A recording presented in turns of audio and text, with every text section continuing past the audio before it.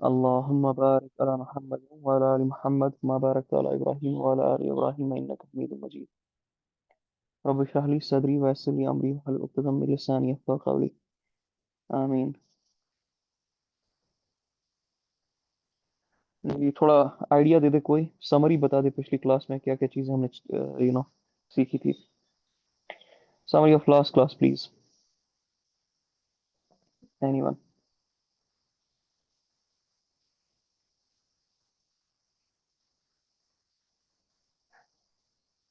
السلام علیکم وعلیکم السلام ورحمۃ اللہ. جی سر، پچھلی کلاس میں آپ نے نا نبی علیہ السلام کے آنے کی فوج پوچھی تھی کہ انہوں نے نا کیا کس میتھڈ چیزیں نا اے، تبدیل کی بدلی کہ ہم سمجھ آپ نے ہم سر آپ سے کی وائس لی بہت کٹ اور رہی جو ہے. بک ہے وعدہ کنفرم. سر سر سر سر آپ کی وائس بہت زیادہ کٹ رہی ہے. Not able to understand. تھوڑا مائک سیٹ کرے جی. کوئی اور تب تک بتا دے جب تک یہ مائک ٹھیک کرتے کہ پچھلی کلاس میں کیا ڈسکس ہوا تھا.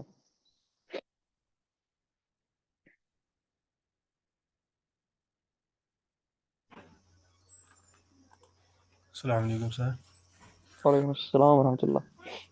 جی ہم نے پچھلے ٹائم پہ انٹروڈکشن سٹارٹ کیا تھا، بک کا انٹروڈکشن جو تھا اس میں ہم نے میسیج اور میتھڈالوجی، نبی صلی اللہ علیہ وسلم کی میسیج کیا تھی اور ان کی میتھڈالوجی کیا تھی، تو جس میں ہم نے دیکھا کہ جو ان کا جو ڈیوائن مینڈیٹ تھا نبی صلی اللہ علیہ وسلم کو جو دیا گیا تھا وہ یونیک تھا، اور اس پہ ہم نے بات کی تھی پھر.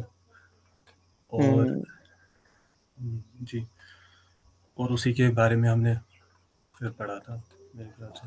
اور ایک اور پھر آپ نے جو ماڈل ان کا تھا ماڈل، رائٹ. جی ہاں، اس پہ پھر بات کی تھی. صحیح ہو گیا. اور ریفرنس پوائنٹس جو چار مطلب اس بک کے بارے میں جو چار ریفرنس پوائنٹس جو وضع خنفر نے مطلب جہاں سے لیا ہے، مطلب جس طریقے سے اس بک کو فریم کیا ہے، اس کا فریم ورک چار اتھارٹو پوائنٹس پہ، جو اتھارٹو پوائنٹس آف ریفرنس تھے اس بک کے، وہ پڑھے تھے ہم نے. Right right, got it. بہترین ہو گیا. جی چلیے جی، پھر تھوڑا سا آگے بڑھتے. آج کا جو ٹاپک ہے وہ دو چیزوں کے اراؤنڈ ریوالو کرے گا اس کتاب سے. ایک تو پروفیٹک اسٹریٹجی، مطلب کس انداز میں انہوں نے رکھی تھی.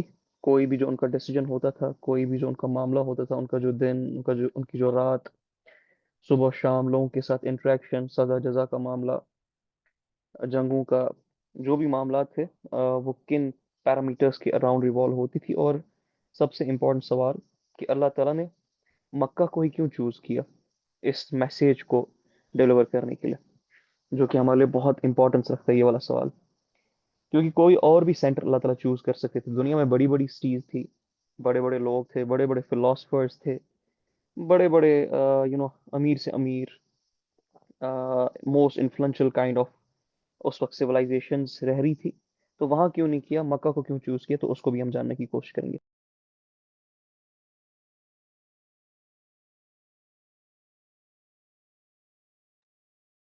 اور اس سے پہلے کہ میں اس چیز کی طرف جاؤں، پہلے ایک امپورٹنٹ کنسپٹ کو آج سمجھتے ہیں.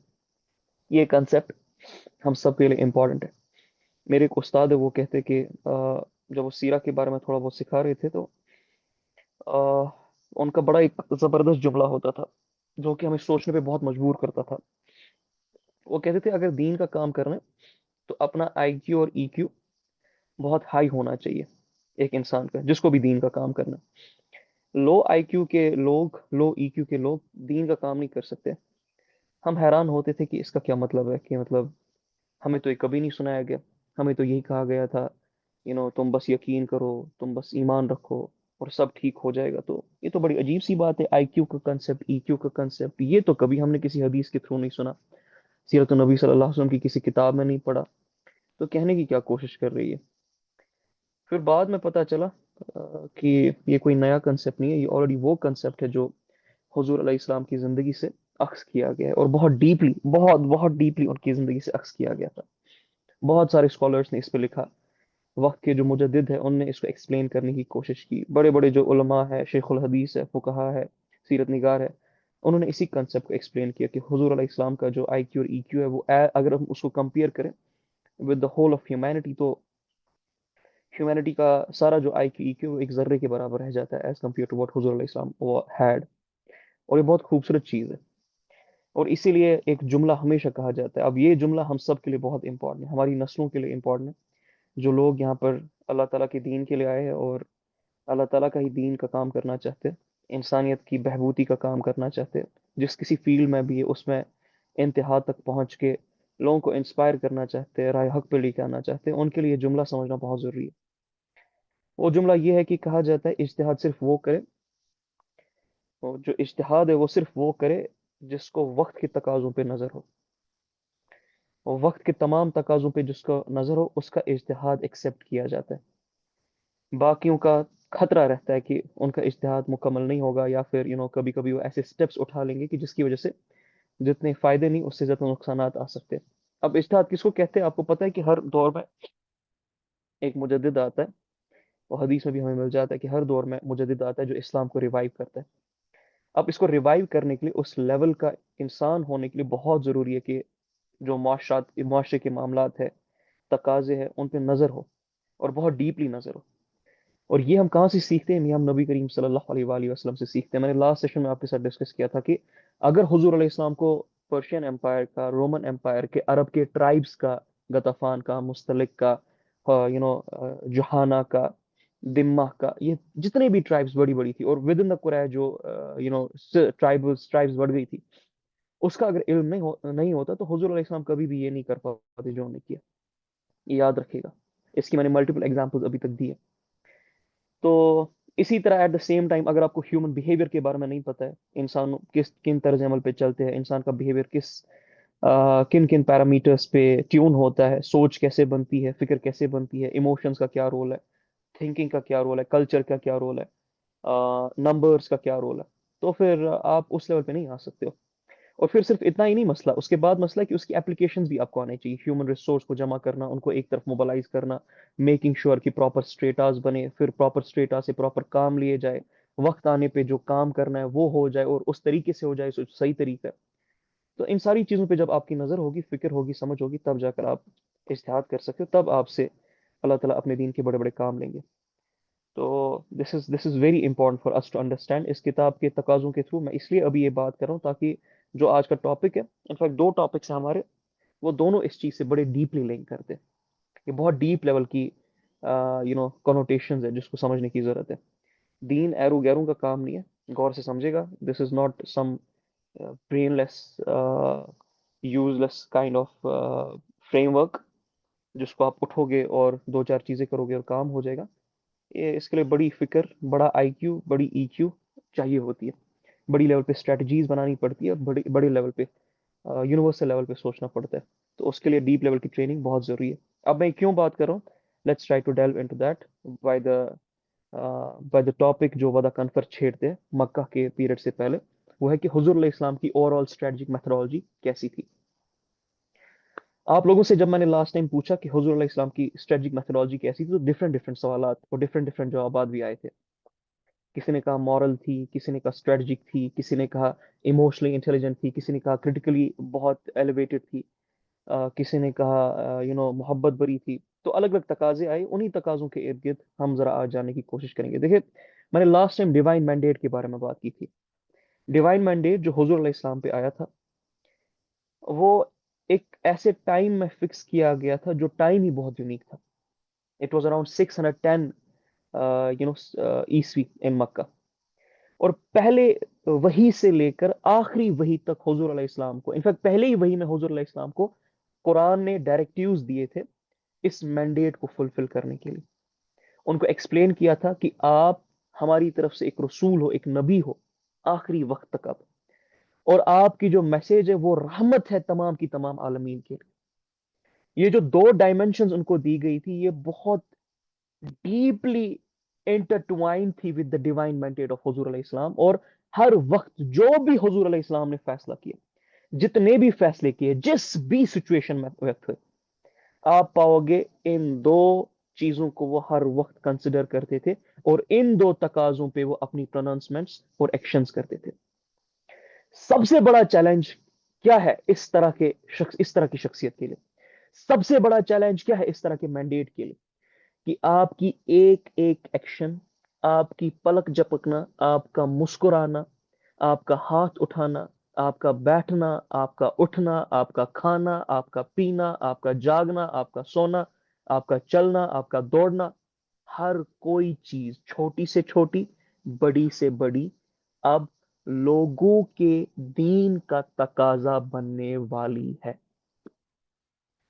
سوچے ذرا، یہ مینڈیٹ کے پیچھے کتنی بڑی ریکوائرمنٹ ہے اب، اور کتنا بڑا پریشر ہے کہ ہر وقت، جیسے انسان کا تقاضا ہے کہ غصہ بھی آ جاتا ہے، اریٹیٹ بھی ہو جاتا ہے، محبت بھی کرتا ہے، نفرت بھی کرتا ہے، پریشان بھی ہوتا ہے، غم بھی کرتا ہے، ڈرتا بھی ہے۔ حضور علیہ السلام کے ساتھ یہ معاملات بہت ایلیویٹڈ تھے اس مینڈیٹ کی وجہ سے جو ان کو قرآن نے دیا تھا کہ آپ کا کیا رول ہے۔ حضور علیہ السلام کو پتا تھا میں غصہ بھی کروں گا، وہ بھی سنت بن جائے گی، وہ بھی دین کا تقاضا بن جائے گا، لوگ اس طرز عمل پہ کل کو اپنی ایکشن رکھیں گے۔ اور یہ ایک دو انسانوں کی بات نہیں ہے، ہزاروں، لاکھوں، کروڑوں، اربوں انسانوں کی بات ہے۔ کبھی اریٹیٹ ہوا، گھر میں کوئی معاملات ہوا ہوگا، تو اگر میں اریٹیٹ ہو جاؤں گا تو اس وقت جو میں ایکشن کروں گا، اس ایکشن کو لوگ فالو کر کے اپنا دین کا حصہ بنائیں گے۔ کسی انسان کے ساتھ کوئی ڈیسیجن لوں گا، کوئی دو پارٹیز کے درمیان تقاضا سیٹ کروں گا، کوئی اسٹریٹجی بناؤں گا، کسی موقع پہ جب بہت ہائی پریشر سچویشنز ہوتی ہے، بہت ہائی پریشر سچویشنز میں انسان اپنا تقاضا جو بیلنس ہے نا وہ کھو دیتا ہے، ہم سب کو پتہ ہے۔ یہ دماغ پہ زور پڑے گا تو normally speaking through neuro scientific perspective ہمارا جو پری فرنٹل کارٹیکس ہے وہ بند ہو جاتا ہے جب بھی پریشر پڑتا ہے دماغ پہ بہت زور والا۔ تو پری فرنٹل کارٹیکس بند ہو گیا، یا سب جنرل کارٹیکس جو کنٹرولر ہوتا ہے وہ بند ہو گیا، تو کیا ہوتا ہے انسان کے ایموشنل ڈیسیژنز پھر ہوتے ہیں، یا بیسل گینگلیا جو سروائیول برین ہے وہ آن ہو جاتا ہے۔ یہ برین جب آن ہوتا ہے تو کیا کرے گا انسان؟ صرف وہ تقاضا سوچتا ہے اس وقت جس سے وہ سروائیو کر سکتا ہے، لوگوں کو مار پیٹ بھی سکتا ہے، جھوٹ بھی بول سکتا ہے، دھوکہ بھی دے سکتا ہے، کچھ بھی کر سکتا ہے اس وقت۔ تو حضور علیہ السلام کی تو پوری زندگی ان پریشر پوائنٹس میں گزری ہے، اور بڑے ڈیپ پریشر پوائنٹس میں گزری ہے۔ ٹینشن نہ لے، ہم پڑھ لیں گے وہ انشاءاللہ۔ انفیکٹ اگر آپ خود بھی سیرت کی کتابیں کھولیں گے آپ کو پتا چلے گا کس لیول کے پریشر پوائنٹس تھے، کہ ہر وقت جان کا ڈر، مال کا ڈر، عزت کا ڈر، صحابہ کے تشدد کا، اللہ کی کتاب کے ساتھ کرپشن کا، منافقین کا، تو اتنے سارے پریشر پوائنٹس تھے۔ اس کے باوجود حضور علیہ السلام کو پتا تھا کہ کسی بھی مومنٹ پہ اگر میں ادھر ادھر ایک انچ بھی ہو گیا، یا سوئی ادھر لیفٹ سائڈ سے تھوڑی ہوگی یا رائٹ سائڈ سے ہوگی، وہ انسانوں کا دین کا تقاضا بن جائے گا۔ تو یہ سارا کا سارا جو دار و مدار ہے، یہ سارا کا سارا اس کا جو کریڈٹ ہے، یا ریسپانسبلٹی ہے، یا ریپرکشنز ہے، کانسیکوینس ہے، وہ مجھ پہ آنے والا ہے۔ اتنا بڑا مینڈیٹ ہے یہ آسان بات نہیں ہے، اللہ کی قسم یہ آسان بات نہیں ہے۔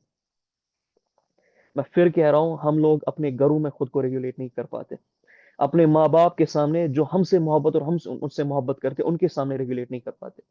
ایک چھوٹی آفس کی سپیس میں، کلاس روم کی سپیس میں، ٹیچنگ کی سپیس میں، دوستوں کی سپیس میں ہم پراپرلی خود کو ریگولیٹ نہیں کر پاتے۔ یہاں تو ہر مومنٹ میرے نبی کو مانیٹر کیا جا رہا تھا، اور ہر مومنٹ ان کی سنت اور دین بننے والی تھی صلی اللہ علیہ وآلہ وسلم۔ تو اس ریئلٹی کے ساتھ انگیج کرنے کے لیے حضور علیہ السلام کو پتا تھا میں فیوچر پریسیڈنٹ سیٹ کر رہا ہوں، میں لوگوں کا دین، تقاضا، حق، باطل، صحیح، غلط، چھوٹی سے چھوٹی درکار، چھوٹی سے چھوٹی دراریں جہاں سے انسان کوشش کرتا ہے دو نمبری کرنے کی، ان دراروں کو بھی میں بند کرنے کی ابھی کوشش، یا ان کو سیٹ کرنا۔ آپ دیکھیں اسلام کے ساتھ کیا کیا گیا۔ اگزامپل لے لیں احمد بن حنبل کی۔ احمد بن حنبل رحمہ اللہ اور ان کے جب ساتھیوں کو جیل میں رکھا گیا، بہت تشدد اور ٹارچر کیا گیا ان کو، پھر ان کے ساتھ کیا کیا گیا؟ احمد بن حنبل کے ساتھیوں نے کہا کہ اب ہم اس کو زیادہ سہ نہیں پائیں گے، ٹارچر بہت ایکسٹریم لیول کا ہو رہا ہے، تو ہم جو ہے نا اپنی جان بچانے کے لیے، جو کہ دین الاؤ کرتا ہے، ہم ان کو یہ والا جو پروناؤنسمنٹ ہے اس وقت کے بادشاہ کو دے دیں گے۔ تو احمد بن حنبل نے کہا ٹھیک ہے آپ دے دو، آپ جو بات کر رہے ہو بالکل درست بات کر رہے ہو، آپ کوئی چھوٹے لوگ تو نہیں ہو، ظاہر سی بات ہے بڑے عالم ہو اور بڑے تشدد سے گزر رہے ہو، بڑے ٹارچر سے گزر رہے ہو، تو دین تو اس کی اجازت دیتا ہے کہ اس لیول پہ آپ یہ کر دو، لیکن میں یہ نہیں کر سکتا ہوں۔ آپ نے کیا اس کا الگ امپیکٹ ہے، میں نے کیا تو ابھی جو وقت ہے اس کا ثانی بن جائے گا۔ اس کا تقاضا بن جائے گا. تو میں تو نہیں کر سکتا ہوں, بٹ آپ دیکھیں ذرا کہ کس طرح سے یہ جو چیز ہے نا میٹر کرتی ہے when you are at that position, کتنی ڈیپلی میٹر کرتی ہے. امام نووی کی بات لے لیں آپ, امام نووی کے ساتھ کیا کیا گیا. امام نووی اتنے متقی تھے نا, اتنے ڈیپ لیول پہ ان کی انڈرسٹینڈنگ تھی, سیلف اویئرنس تھی, سیلف ریگولیشن تھی, کہ ان کا جو کھانا ہے نا وہ ایز کمپیئر جو اس وقت کے باقی علماء تھے جو ان کا رویل فیملی سے آتا تھا, وہ رویل فیملی سے کھانا نہیں کھاتے, ان کو ایک ہفتے کے بعد اپنے گھر سے کھانا آتا تھا, اور ایک ہفتے تک وہ انتظار کرتے, پھر سے اگلے ہفتے اپنے گھر سے کھانا آتا تھا. ان کو پتا تھا اگر میں نے یہاں اس رویل اتھارٹی کے ساتھ اس وقت جڑ گیا تو میرے تقاضے, میرے تنخواہ ونخواہ کی وجہ سے میں کمزور پڑ جاؤں گا. اور جب فتویٰ مانگا گیا وقت کے بادشاہ نے تمام علماء سے کہ مجھے فتویٰ دے دے کہ میں جو مال غنیمت ہے وہاں سے مال نکال سکتا ہوں اور ایک پرٹیکولر پرپز کے لیے یوز کر سکتا ہوں, تو سب نے فتویٰ دے دیا سوائے امام نووی نے. تو پوچھا گیا یہ کون ہے جو فتویٰ نہیں دے رہے, تو کہا کہ امام نووی ہے. بولا اس کی تنخواہ بند کر دو, اس کا کھانا پینا بند کر دو. بولا یہ تو تنخواہ ہی نہیں لیتے ہم سے, یہ تو کھانا پینا ہی نہیں لیتے ہم سے, یہ تو کپڑے ہی نہیں لیتے ہم سے, نہ تو یہ اس گھر میں ہے جو ہمارا ہے, یہ تو اپنے خرچے پہ رہ رہے.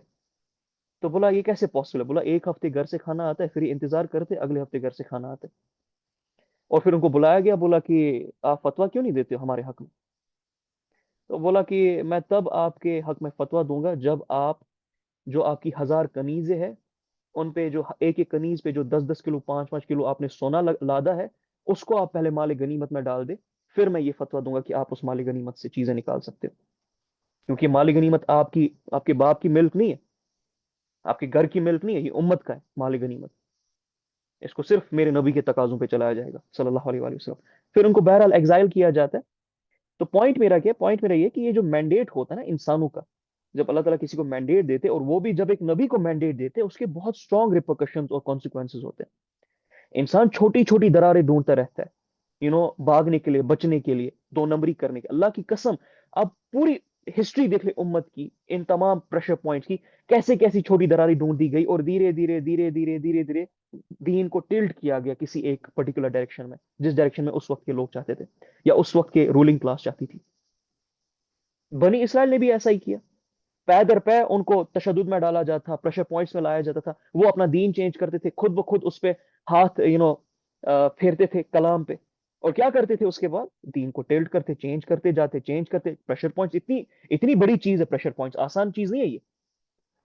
تو حضور علیہ السلام کو پتا تھا میں چھوٹی سی بھی چیز, چھوٹی سی بھی درار, چھوٹی سی غلطی کر لوں گا نا, چھوٹی سی غلطی, نہ ہی صرف اس وقت کے قریش منافقین اور جو ارد گرد لوگ ہیں وہ اس کو پوائنٹ آف کنٹینشن بنائیں گے لوگوں کو گمراہ کرنے کے لیے, یہ بتانے کے لیے کہ محمد نبی نہیں ہے صلی اللہ علیہ وآلہ وسلم, اور ان کو کسی اور ڈائریکشن میں لے کے جانے کے لیے, بلکہ آنے والی نسلوں کے لیے وہ درار ایک پن پوائنٹ بن جائے گا, ایک رپچر پوائنٹ بن جائے گا جہاں سے وہ اپنا دین چینج کر لیں گے. سوچے کس لیول کا پریشر ہے یہ, آسان پریشر تو نہیں ہے نا یہ. اور یہ کوئی 1 2 دن کا بھی معاملہ نہیں ہے, 1 2 مہینے کا بھی معاملہ نہیں ہے, 1 2 سال کا بھی معاملہ نہیں ہے. یہ ہر مومنٹ, صبح شام, کھاتے پیتے, اٹھتے بیٹھتے, گھر کے اندر گھر کے باہر, ہر جگہ پہ 23 سال اگلے اسی مینڈیٹ پہ, اسی پریشر پوائنٹ میں گزرنے والے حضور علیہ السلام کو.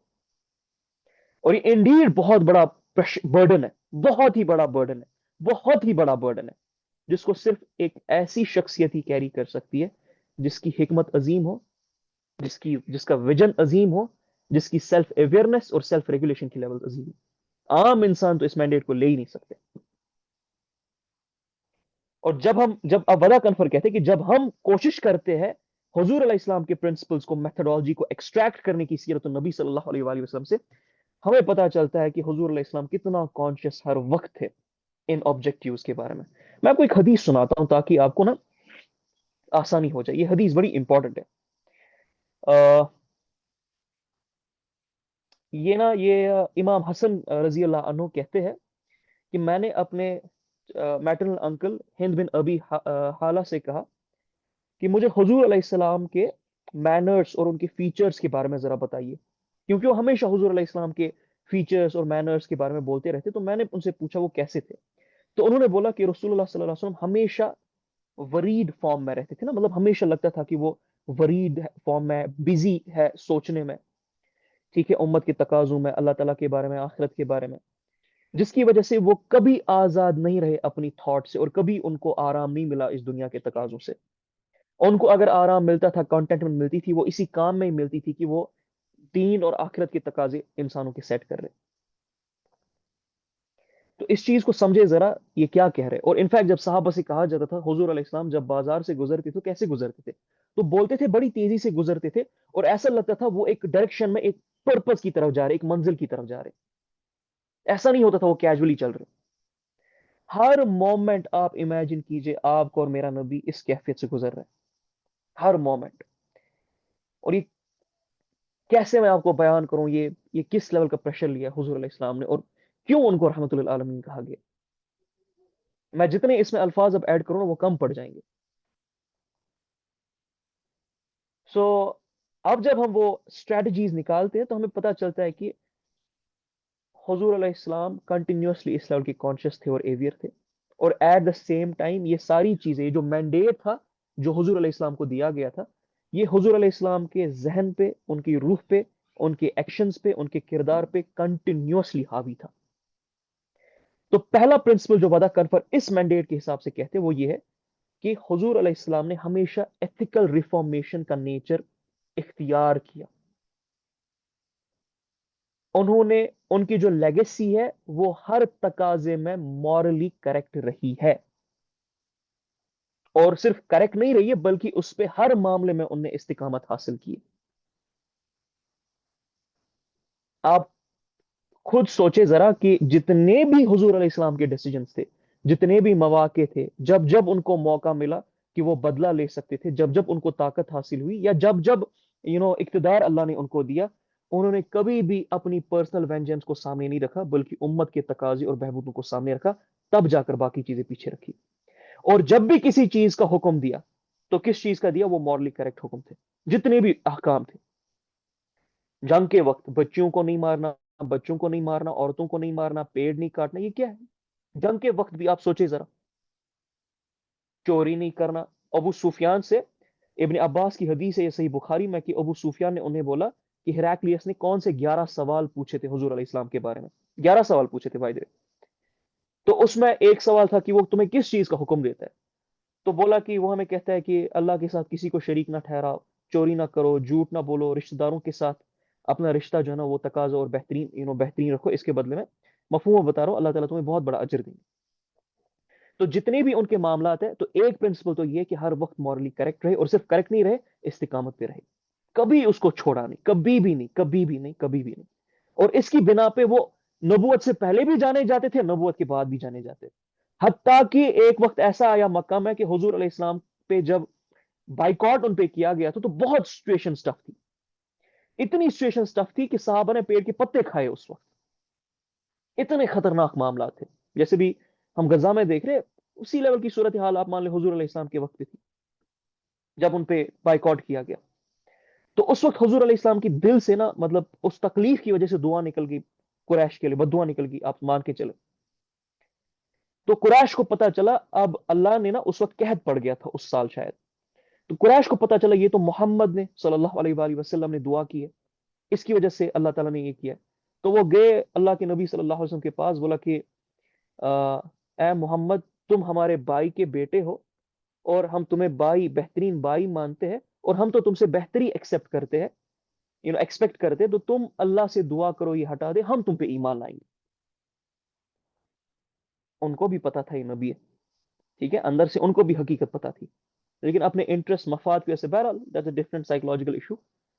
تو حضور علیہ السلام نے دعا کی، قحط ہٹ گیا، بارش آ گئی. تو انہوں نے کیا کہا پھر اس کے بعد؟ بولا یہ جو قحط آ گیا تھا، یہ جو بارش آ گئی تھی، تو انہی کی وجہ سے آ گئی تھی. یہی لوگ بدبخت ہیں، نعوذ باللہ. انہی کی وجہ سے مصیبتیں ہم پہ آ رہی ہے. یہ ایسی حرکت نہ کرتے تو یہ قحط نہ پڑتا، یہ مصیبت ہمیں پیش نہ آتی. تو اب بارش ہوگی، اب سب معاملہ ٹھیک ہے. ہر درم تھے.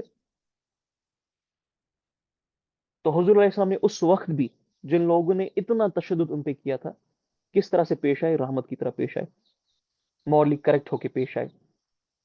ابو بکر رضی اللہ عنہ کی سٹوری میں ہمیشہ سناتا ہوں، ہمیشہ سناتا ہوں، کیونکہ ایک ایسی سٹوری ہے جس کے مد مقابل میں آپ کو کوئی اور سٹوری اس طرز عمل پہ نہیں ملے گی.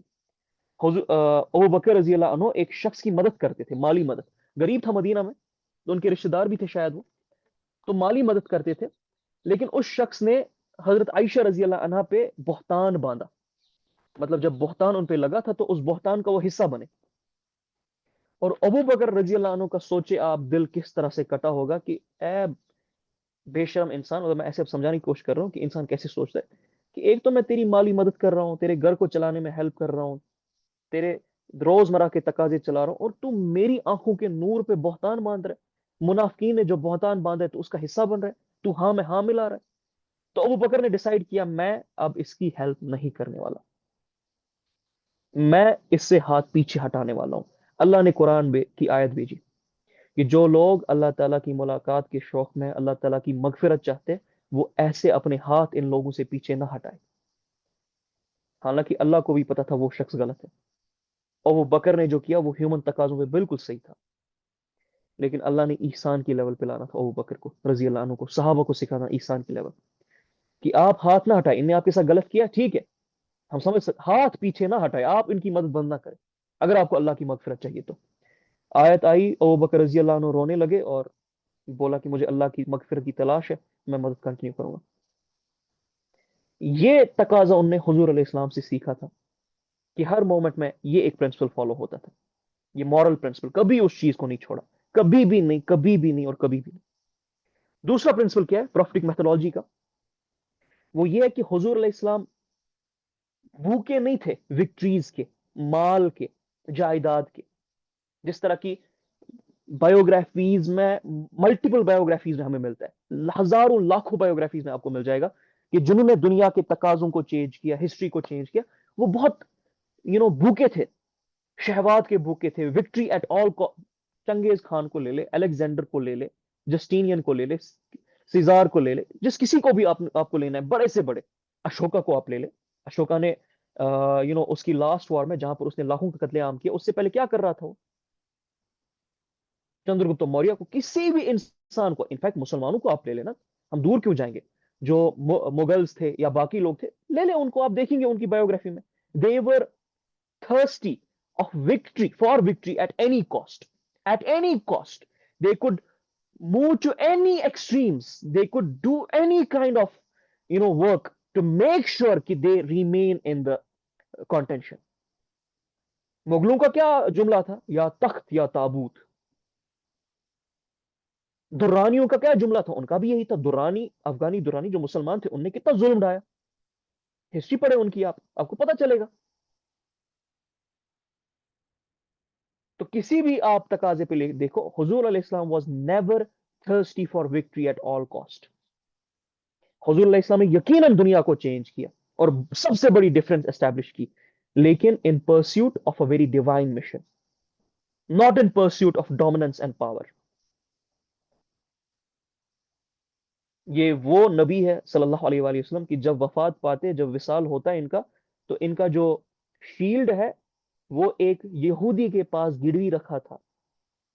کیوں؟ چند دانے کھانوں کے لیے, کیونکہ آپ کے اور میرے نبی کے پاس ان کے گھر میں, صلی اللہ علیہ وآلہ وسلم کے گھر میں کھانا نہیں تھا. گروی رکھا تھا اپنا شیلڈ یہودی کے پاس, پیچھے کچھ بھی نہیں چھوڑا تھا, کچھ تھا ہی نہیں پیچھے, کچھ کبھی رکھا ہی نہیں, حالانکہ کچھ بھی رکھ سکتے تھے. ایک موقع ایسا آیا کہ ایک صحابی کو, بڑے بڑے صحابہ کو 100 اونٹ ملے مال غنیمت کے طور پہ, 100 اونٹ ملے ہیں, 100 اونٹ, کروڑوں روپیوں کی بات ہے یہاں پر, اور ہزار ہزار بکریاں ملی ہے. اور حضور علیہ السلام کے حصے میں جو آیا نا, انہوں نے وہ سب تقسیم کر دیا صحابہ کو, اور بتایا کہ کہیں تم میں سے کسی کو ایسا نہ لگے کہ میں بخس کرتا ہوں, میں بخل کرتا ہوں. سب کچھ تقسیم, سب کچھ, ایچ اینڈ ایوری تھنگ جو ان کو اس جنگ سے ملا, اور وہ سب سے بڑی بوٹی تھی, مال غنیمت کا حصہ تھا. تو یہ تو اقتدار اس طرح سے تو نہیں چاہا تھا نا ان نے, بلکہ جب ان نے پھر قریش کے ساتھ انگیجمنٹس کیے, یا باقی عرب ٹرائبس کے ساتھ قریش کے بغیر انگیجمنٹس کیے, ان کو اپنا سبسیڈری نہیں بنایا, ان کو اپنا ایکول بنانے کی کوشش کی. بولا کہو لا الہ الا اللہ, تم ہمارے بھائی ہو. جو لا الہ الا اللہ کہتا ہے وہ اسی طرح پہلے صفے میں رہے گا جس طرح ہم پہلے صفے میں رہتے.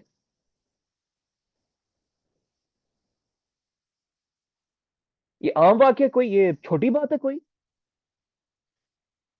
جو قریش لینیج کے دم پہ, مال کے, قریش کا پوری انسانیت اسی دم پہ چلتی ہے, مال کے دم پہ, شہرت کے دم پہ, عزت کے دم پہ, اقتدار کے دم پہ, لینیج کی دم پہ حضور علیہ السلام نے یہ ساری چیزیں ختم کی. بولا تم لا الہ الا اللہ پڑھو, تم ہمارے برابر ہو جاؤ گے. ابو سفیان اور باقی جو قریش کے لیڈر تھے وہ جب ابو طالب کے پاس گئے اور بولا تمہارا بیٹا جو ہے, تمہارا پوتا جو ہے, سوری جو بانجا ہے صلی اللہ علیہ وآلہ وسلم, وہ باپ کو باپ سے الگ کر رہا ہے, بیٹے کو ماں سے الگ کر رہا ہے, اس کو بولو اپنی میسج بند کرے, اس نے تنگ کیا ہمیں. تو حضور علیہ السلام کو ابو طالب نے بلایا اور بولا کہ میرے بیٹے یہ لوگ تیرے بارے میں کیا کہہ رہے ہیں, یہ کہہ رہے ہیں کہ تم نے ان کا جینا مشکل کر دیا ہے, تو کیا کہوں میں ان سے. تو حضور علیہ السلام نے ان کو بولا کہ چچا جان میں تو صرف اتنا ان کو کہتا ہوں کہ تم لا الہ الا اللہ پڑھو, تم عربوں پہ بھی حکومت کرو گے, غیر عربوں پہ بھی حکومت کرو گے, پڑھو لا الہ الا اللہ, اتنی سی بات ہے. تو بات کو غور سے سمجھے کہ یہ کتنا امپورٹنٹ ایشو ہے, کہ سب کو برابر رکھا, کسی کو الگ نہیں کیا. جن کو اپنے اس مرحلے پہ جو ساتھ آتا گیا وہ ان کے ایکول بنتا گیا, ان کے ساتھ چلتا گیا. کسی کو کانکر کرنے کی, سبجوگیٹ کرنے کی, زبردستی ان پہ کرنے کی کوشش نہیں کی. اسٹریٹجی کیا رکھی حضور علیہ السلام نے, کہ ان کا سٹیٹس اس دنیا میں بھی اوپر کرنا ہے, ان کی عزت کو مینٹین کرنا ہے, ان کے آنر کو پروٹیکٹ کرنا ہے, اور ان کے جو مس گائیڈڈ تھاٹس اور بلیفس ہے وہاں سے ان کو آزاد کرنا ہے. اور ہر وقت حضور علیہ السلام دعا کرتے تھے, یا رب میرے لوگوں کو ہدایت دے کیونکہ ان کے پاس علم نہیں ہے, میرے لوگوں کو ہدایت دے, معاف کر دے, ان کے پاس علم نہیں ہے. تو یہ پرنسپلز آف ٹالرنس اور پیشنس ہر وقت حضور علیہ السلام کی اسٹریٹجی اور پلانز میں آپ کو ملیں گے. عائشہ رضی اللہ عنہا کہتی ہے کہ حضور علیہ السلام سے ان نے ایک بار پوچھا کہ آپ کو سب سے زیادہ پریشانی اور تکلیف کس دن پہنچی ہے احد کے علاوہ.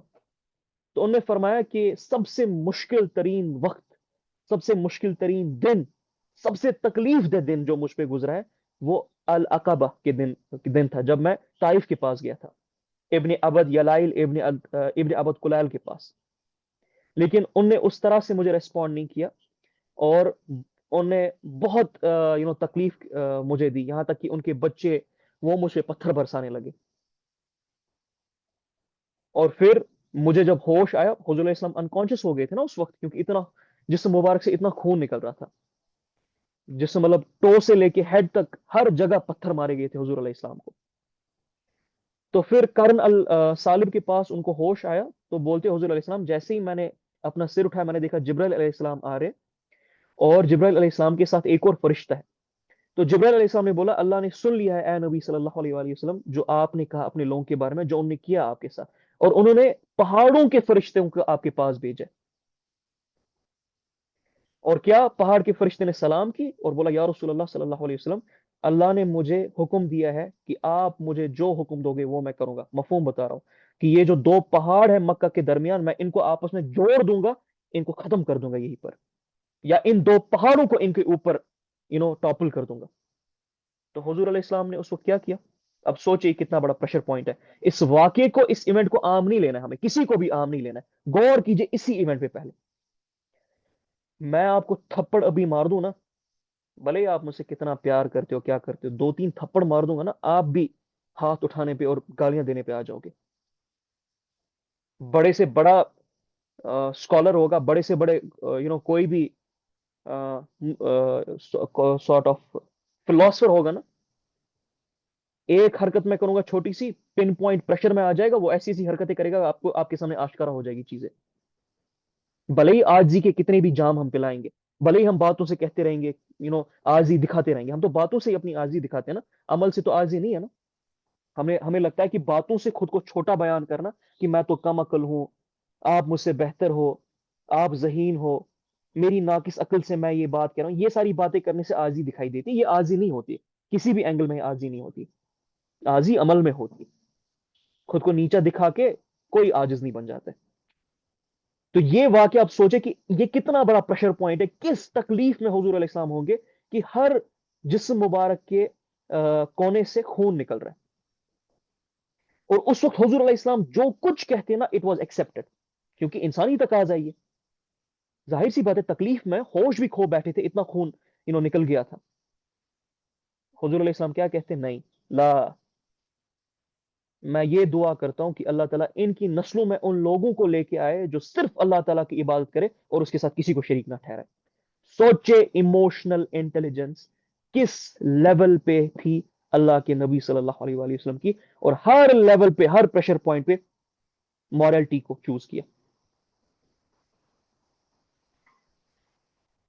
Imagine the level of emotional intelligence of our Prophet sallallahu alaihi wasallam.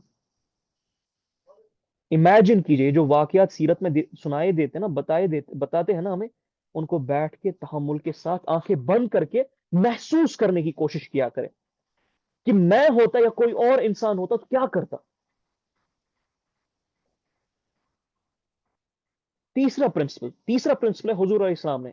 ये प्रिंसिपल बड़े इंपॉर्टेंट है, और मैं ये जो प्रिंसिपल्स है ना, ये मैं न तो मैं आपको खुश करने के लिए कह रहा हूं, न तो मैं इंफॉर्मेशन रेज करने के लिए कह रहा हूं, न तो मैं कोई नॉलेज सेट आपको दिलाने के लिए, मैं अमलन इसको देने की कोशिश कर रहा हूं कि अमल में हमारी ये तकाजा आ जाए. क्योंकि अगर ये प्रिंसिपल्स अमल में हमारे नहीं आए ना, तो मैं कितनी भी सीरत पढ़ूं, कितने भी डेटा ले लूं, कितनी भी इंफॉर्मेशन, कितनी भी किताबें रट लूं, कोई फायदा नहीं है. सीरत को पढ़ने का, कुरान को पढ़ने का पहला उसूल है कि आप अमल ढूंढोगे. यू विल आस्क योरसेल्फ कि क्या अमल मुझसे डिमांड हो रही है. तो तीसरा प्रिंसिपल क्या है? तीसरा प्रिंसिपल है, हुजूर अलैहिस्सलाम हमेशा लॉन्ग टर्म पॉजिटिव कॉन्सिक्वेंसेस को या इंक्रीमेंटल प्रोग्रेस को चूज करते थे ओवर शॉर्ट टर्म ग्रेटिफिकेशंस या शॉर्ट टर्म सॉल्यूशंस. हर वक्त हुजूर अलैहिस्सलाम ने क्विक सॉल्यूशंस को रिजेक्ट किया.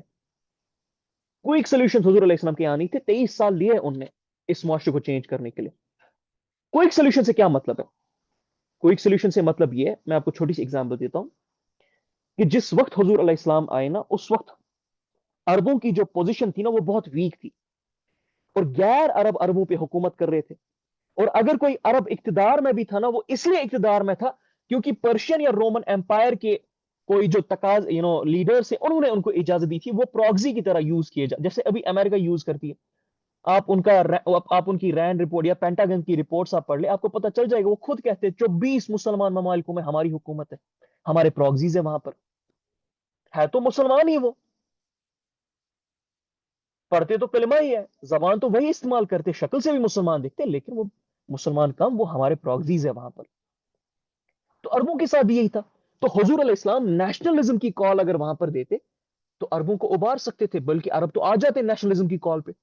और फिर नेशनलिज्म की कॉल दे के अरब, इनफैक्ट खुद कुरैश ने हुजूर अलैहिस्सलाम को कहा था कि आप अपना मिशन छोड़ दे, आप ये दावत का काम बंद कर दे, हम आपको अपनी सबसे बड़ी पोजीशन देंगे और आपके साथ आएंगे पूरे ममालिकों के खिलाफ लड़ने के लिए, हम आपको बादशाह बनाएंगे अपना.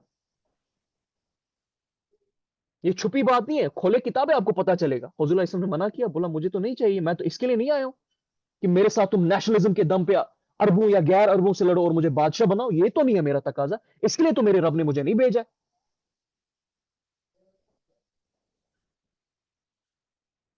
तो कर सकते थे हुजूर अलैहि सलाम, नहीं किया. क्विक सॉल्यूशन हुजूर अलैहि सलाम ने नहीं लिए. और सिर्फ इतना मसला नहीं है, उस वक्त अरबियन पेनिनसुला में जो गरीब थी, गुरबा थे ना, गरीब जो थे, उनकी जो नंबर्स थे वो ज्यादा थे एज कंपेयर टू अमीर. अमीर तो बहुत कम लोग थे उस वक्त, एलीट्स हमेशा कम ही रहते. तो हुजूर अलैहि सलाम इकोनॉमिक सोशल रिफॉर्मेशन की बात कर सकते थे, गुरबा को साथ लाते और एक कू कर देते, तो खत्म बात है. नहीं किया हुजूर अलैहि सलाम ने वो. और फिर बाद में चाहे नेशनलिज्म के दम पे या इस दम पे, उनको बाद में कहते अच्छा मैं तुम्हारा बादशाह बन गया, अब मैं तुम मेरी बात मानते, चलो इस्लाम कबूल कर लो. तो शायद सब कबूल करते, क्योंकि अब तो मैं बादशाह बन गया हूं, चलो अब इस्लाम कबूल करते. तो पहले वो बादशाह बनते फिर इस्लाम पे नहीं, उन्हें ऐसा नहीं लाया, क्योंकि ये तर्ज अमल है ही नहीं दीन का. तो वो दीन जो उस वक्त कबूल करते, वो बादशाह की वजह से कबूल करते, वो अल्लाह के उलूहियत की वजह से कबूल नहीं करते, रब के रब होने की वजह से कबूल नहीं करते. तो मतलब हुजूर अलैहि सलाम के बाद कोई और बादशाह था, वो कोई और दीन बोलता, वो कबूल कर ले. तो ये दीन का तकाजा नहीं है, क्विक सॉल्यूशन नहीं है इसमें. हुजूर अलैहि सलाम ने हमेशा लॉन्ग टर्म और इंटेलिजेंट स्ट्रेटजीज यूज किया ट्रांसफॉर्मेशन की. हत्ता कि मक्का में जब जुल्म चल रहा था, तशद्दुद चल रहा था, सहाबा आए हुजूर अलैहि सलाम के पास, बोला या रसूलुल्लाह सल्लल्लाहु अलैहि वसल्लम, आप क्यों नहीं अल्लाह से दुआ करते हो कुरैश तबाह हो जाए. मफहूम बता रहा हूं उस वाक़े का, बहुत बड़ी हदीस है ये.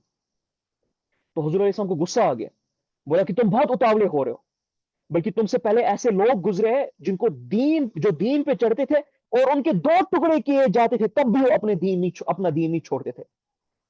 یہ واقعہ صحیح مسلم میں ایکسپلینڈ ہے، صحیح مسلم کو کھولے آپ کو پتہ چلے گا یہ کن لوگوں کے بارے میں بات ہو رہی ہے۔ 2 ٹکڑے کیے جاتے تھے، ان پہ آری چلائی جاتی تھی، ان کے زمین میں دسا جاتا تھا، تب بھی وہ اپنا دین نہیں چھوڑ دیتے، اور تم لوگ اتاولے ہو رہے ہو۔ اور وہ دعا ابھی یاد کیجیے نا جو ابھی طائف کے لوگوں کے لیے دعا کی تھی، ان کے بچوں کے لیے، وہ کیا تھی کہ نہیں ان پہ کچھ نہیں کرنا ہے، میں بس یہ دعا کرتا ہوں اللہ ان کی نسلوں میں سے اللہ کی عبادت گزاروں کو نکالے۔ یہ لانگ ٹرم اسٹریٹجی تھی، یہ انٹیلیجنٹ اسٹریٹجی تھی، لانگ ٹرم پلاننگ تھی، short term solutions, quick solution نہیں تھے۔ اور جتنے بھی آپ کو لیڈرز ملیں گے، جتنے بھی بایوگرافیز میں آپ کو بڑے بڑے سو کالڈ چینج میکرز، ریولیوشنسٹ ملیں گے، آپ کو ہر وقت پہ وہ quick solution, short term strategies میں بائی ون وے اور اندر وے مبتلا دکھیں گے۔ کھول کے دیکھے گا ان کو۔ چوتھا پرنسپل کیا کہہ رہے؟ چوتھا پرنسپل کہہ رہے حضور علیہ السلام کا جو اسٹریٹجک ویژن تھا اس میں آپٹمزم اور فیوچر کی اورینٹیشن زیادہ تھی as compare to present moment میں اور اس کی کمپلیکیشنز میں بند ہو جانا۔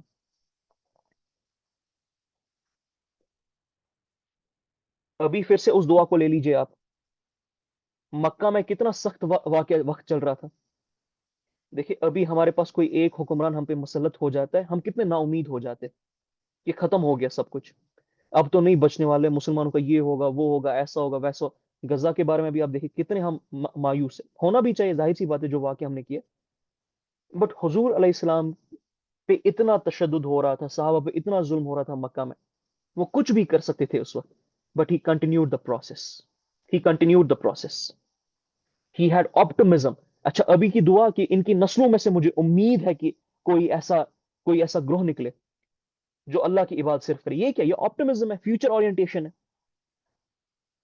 سائیکولوجیکل جو کنفائنز ہوتی ہے پریزنٹ مومنٹ کی، جس میں انسان بند ہو جاتا ہے، گر جاتا ہے، دماغ اس کا تنگ ہو جاتا ہے اور پھر فضول سی حرکتیں کرتا ہے، شارٹ ٹرم سولوشنز کی طرف جاتا ہے، وہ حضور علیہ السلام نے نہیں لیے،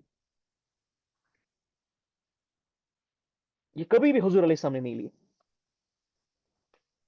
اور حضور علیہ السلام، ایک اور پرنسپل اس میں آتا ہے کہ حضور علیہ السلام یوتھ کو بہت تقاضا دیتے تھے، بہت حضور علیہ السلام نے یوتھ پہ فوکس کیا، جوانوں پہ بہت بہت اور سب سے زیادہ فوکس ہوا ہے۔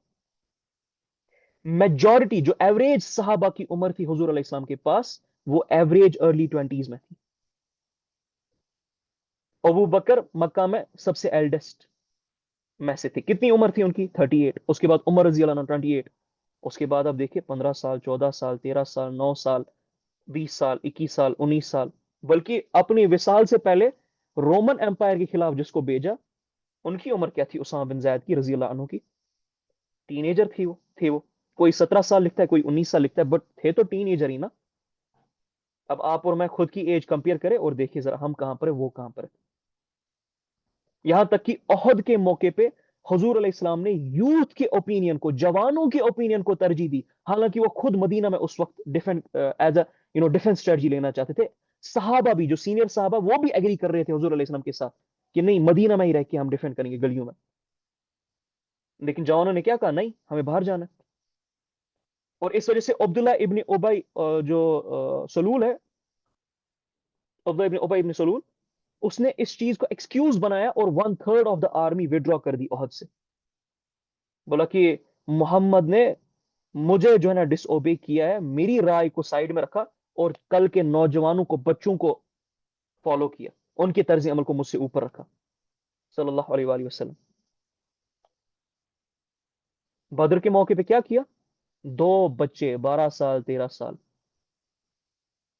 ان کے ایموشنز کو آنر کرنے کے لیے، ریسپیکٹ کرنے کے لیے ان کو حصہ دیا بدر میں لینے کا، حالانکہ ادروائز جنگوں میں بچوں کو حصہ نہیں لینے دیتے، لیکن ان کی ایموشنز اتنی ہائی تھی، ان کو الاؤ کیا، اور انہی 2 بچوں نے کیا پھر کس کے ساتھ؟ ابو جہل کے ساتھ، دیکھے کیا کیا، وہی 2 بچے چڑھ گئے تھے نا ابو جہل پہ، دیکھے کس لیول پہ بچے ٹرین تھے۔ جب وہ بچے گئے، مجھے صحابہ کا یاد نہیں آ رہا، شاید عبد الرحمن بن عوف تھے اس وقت یا ابو دردہ تھے، وہ کہتے کہ 2 بچے میرے پاس آئے اور بولا چاچا جان یہ ابو جہل کون ہے اس میں؟ تو میں نے بولا تمہیں کیا کرنا ہے اس کا؟ اور جنگ کا بیچ والا موقع چل رہا تھا، بہت یو نو ہر دھرمی تھی اس وقت، سوری بہت کیوس تھا اس وقت، تو بولا کیا کرنا ہے ان کا؟ بولا کہ ہم نے سنا ہے وہ ہمارے نبی کو بڑی تکلیفیں دیتا تھا صلی اللہ علیہ وآلہ وسلم، اور بڑا برا بلا کہتا تھا ہمیں آج ملے گا وہ تو ہم تو نہیں چھوڑنے والے اس کو. اور کیا بھی انہوں نے وہ.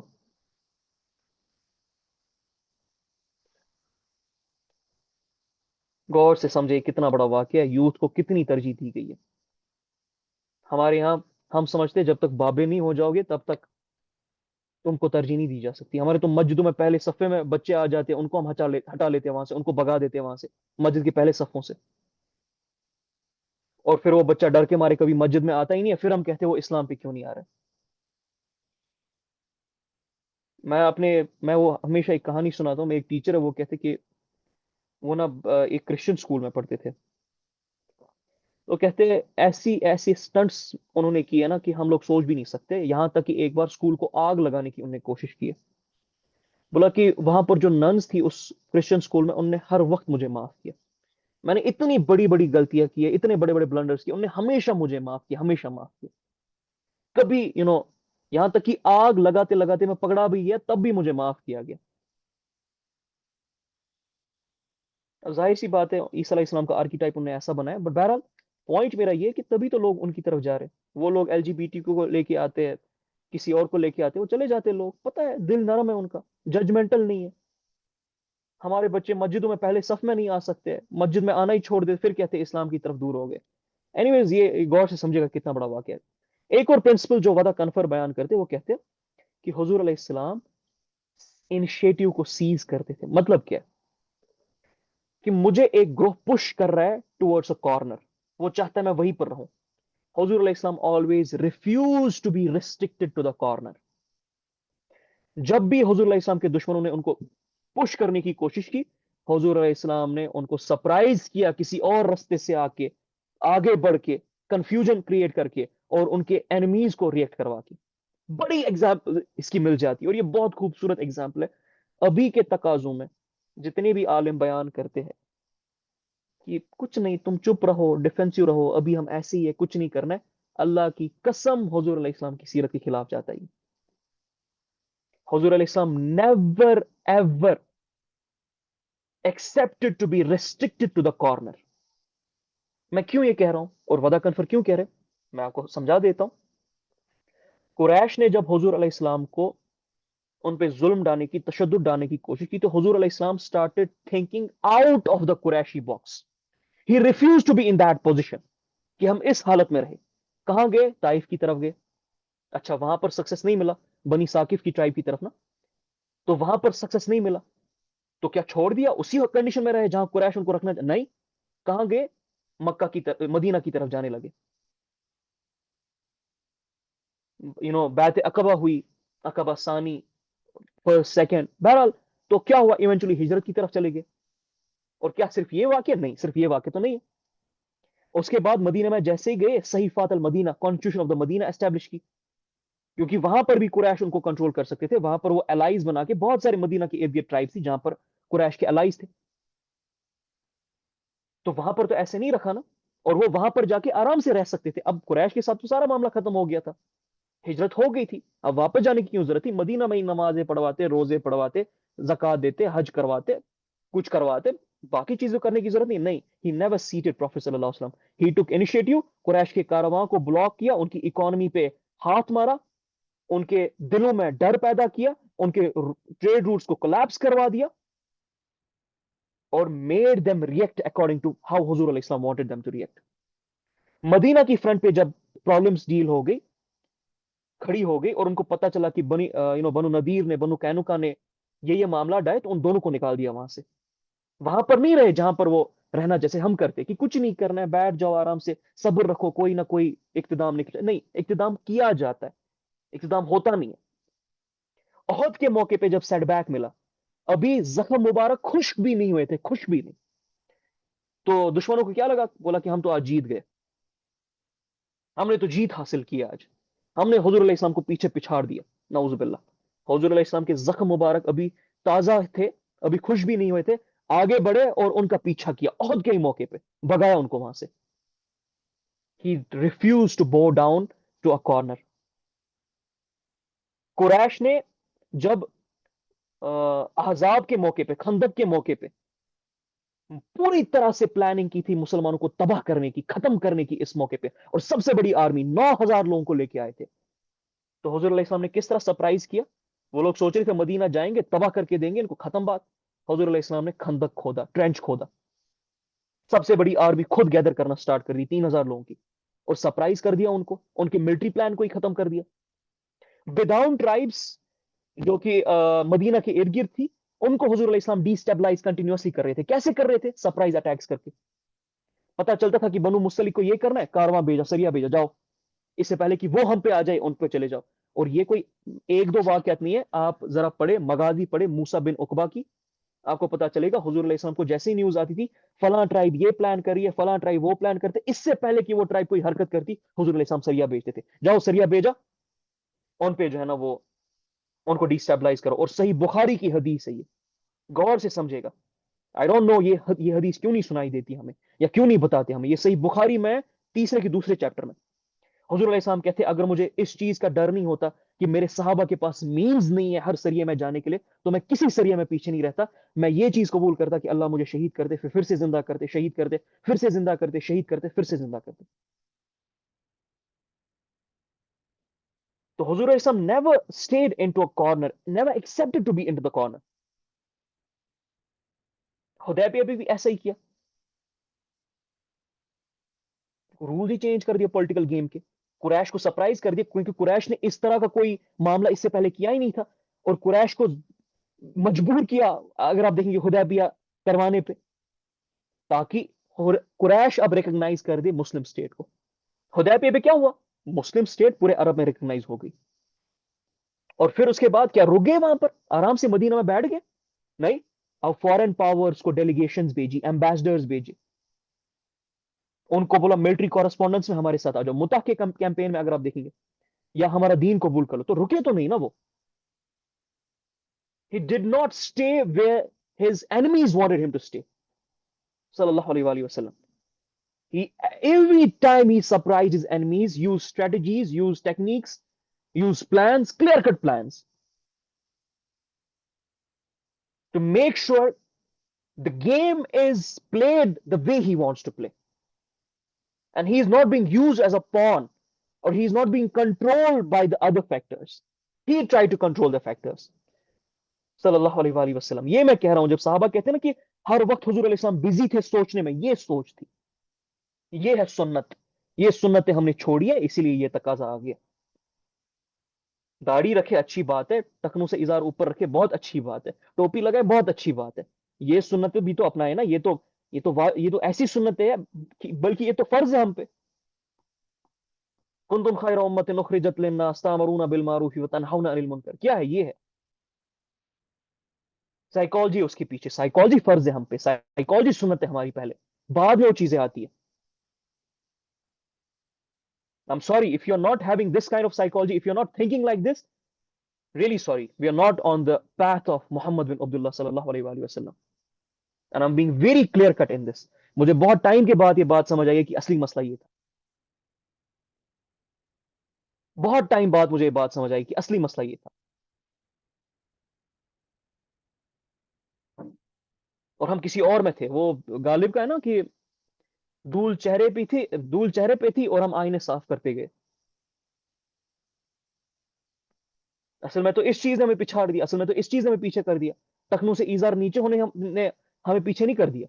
मैं मानता हूँ वो जरूरी है, मैं नहीं कह रहा हूँ दे आर नॉट इंपॉर्टेंट, टोपी लगाना इंपॉर्टेंट नहीं है, दाढ़ी रखना इंपॉर्टेंट नहीं, लेकिन उस चीज ने हमने नहीं पिछाड़ा, पिछाड़ा में इस चीज ने, ये वीक साइकोलॉजी, इंफीरियर साइकोलॉजी ने।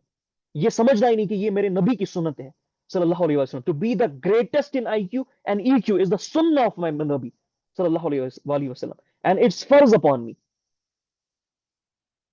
बिकॉज़ अल्लाह ने कहा है कि अल्लाह के नबी सल्लल्लाहु अलैहि वसल्लम को सिर्फ फॉलो करना है।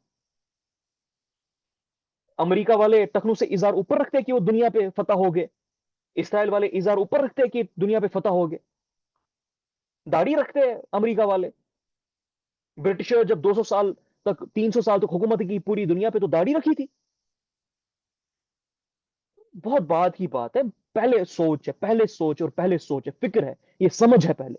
हाई आईक्यू हाई ईक्यू है। मैंने पहला जुमला क्या कहा था? इज्तिहाद वही कर सकता है जिसका आईक्यू हाई, जिसकी ईक्यू हाई। عام لوگ اجتہاد سوچ بھی نہیں سکتے کیونکہ ان کو پتہ ہی نہیں ہے نا اس کے لیے کیا ریکوائرمنٹس ہے. آپ بولے ذرا میرے نبی سے کسی کا کوئی ہائی آئی کیو ہو سکتا ہے صلی اللہ علیہ وآلہ وسلم؟ ایک ایگزامپل پروڈیوس کر کے دکھائے, نہیں کر سکتے کیونکہ اس طرح سے اب سوچنا ہی بند کر دیا. صحابہ کو پتا تھا اس طرح سے سوچتے, عمر بن الخطاب کو پتا تھا, ابو بکر کو پتا تھا رضی اللہ عنہ کو, حضرت علی کو پتا تھا, عثمان بن غنی کو پتا تھا رضی اللہ عنہ اجمعین, حسن اور حسین رضی اللہ عنہ کو پتا تھا, کر دیا. ٹرین تھے نا, پراپر ٹریننگ ہوئی تھی.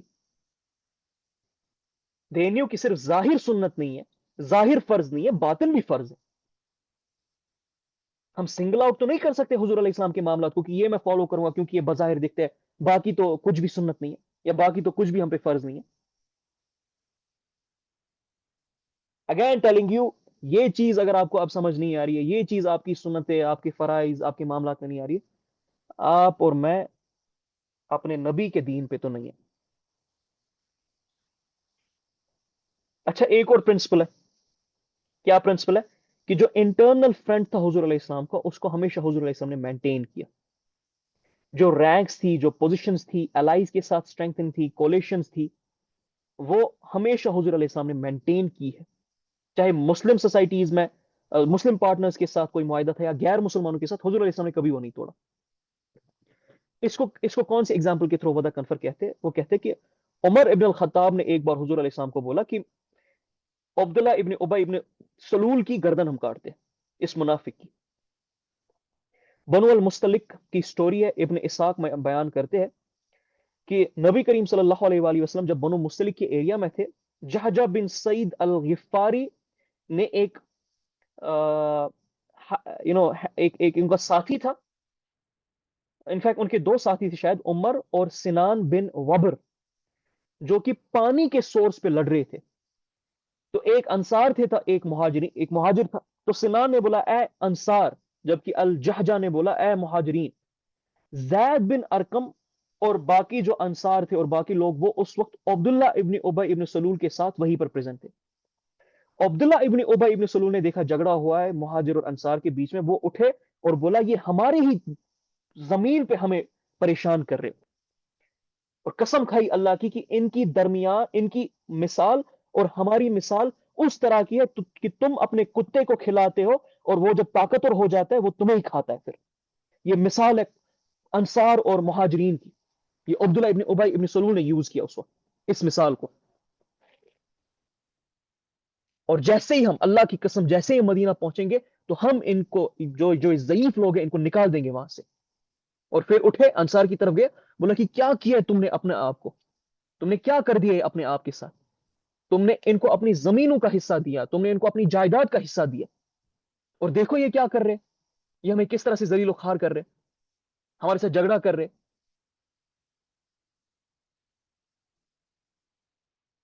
اور اگر تم ان کو چھوڑ دو, ان کے پاس کوئی رستہ نہیں بچے گا.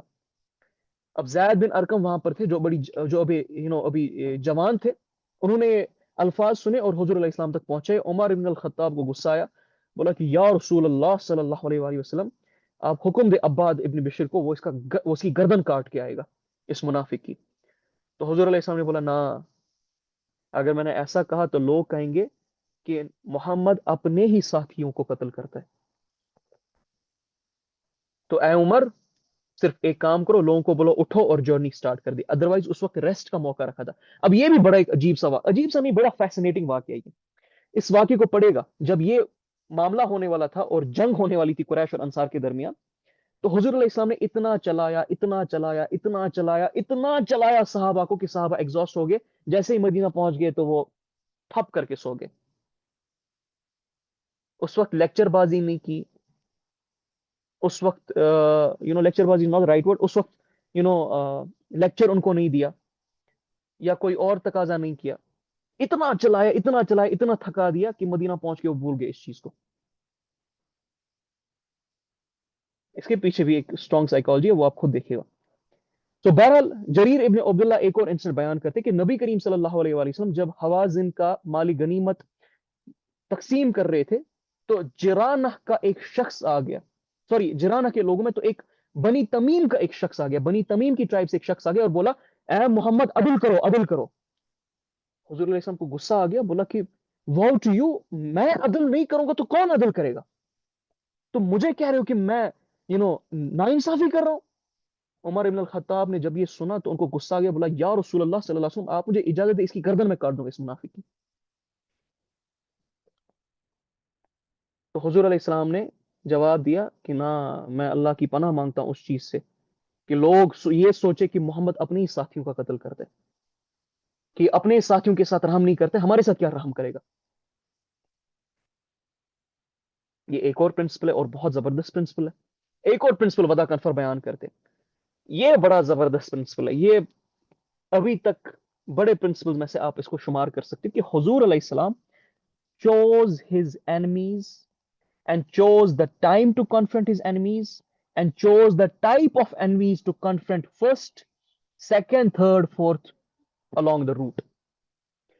कभी भी हुजूर अलैहिस्सलाम ने तमाम के तमाम दुश्मनों के साथ एक साथ जंग नहीं लड़ी, कभी भी 4-5 पैराए नहीं बनाए और सब एनिमीज के साथ लड़ना स्टार्ट नहीं किया, नहीं, ऐसा कभी भी नहीं था। एक्चुअली हुजूर अलैहिस्सलाम ने वर्क किया अलायंसेस फॉर्म करने के लिए, या जिनके अलायंसेस ऑलरेडी हो गए उनको डिसमेंटल करने के लिए, डिसयूनाइट करने के लिए, यहां तक कि अगर शॉर्ट टर्म डील्स ही बनानी पड़ती। इसमें आपको खंदक के मौके पे मिल जाएगा। खंदक के मौके पे हुजूर अलैहिस्सलाम ने गतफान ट्राइब को ऑफर किया, उयाना बिन हुसन and Al Haris ibn of, जो गतफान ट्राइब के लीडर्स थे, उनको बुलाया, उनको बोला 1/3 जो मदीना का हार्वेस्ट निकलता है वो हम आपको दे देंगे अगर आपके साथी इस जंग से विड्रॉ कर लेते हैं। साद बिन उबादा और साद बिन मुआज रजी अल्लाह अन्हुम अजमईन परेशान हो गई, क्या मसला है, मतलब इतना बड़ा स्टेप कैसे क्यों लिया जा रहा है, क्योंकि औस और खजरज के तो लीडर्स थे ना वो।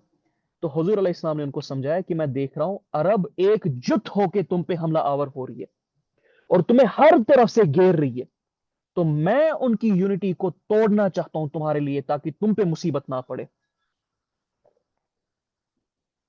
कभी भी दो एनिमीज को एक साथ नहीं लड़ा। कुरैश के कारवां को जब पहले साल में हुजूर अलैहिस्सलाम ने कॉन्फ्रेंट करने की कोशिश की, वो कब की? जब पहले मदीना के ज्यूज के साथ चार्टर ऑफ मदीना साइन किया था।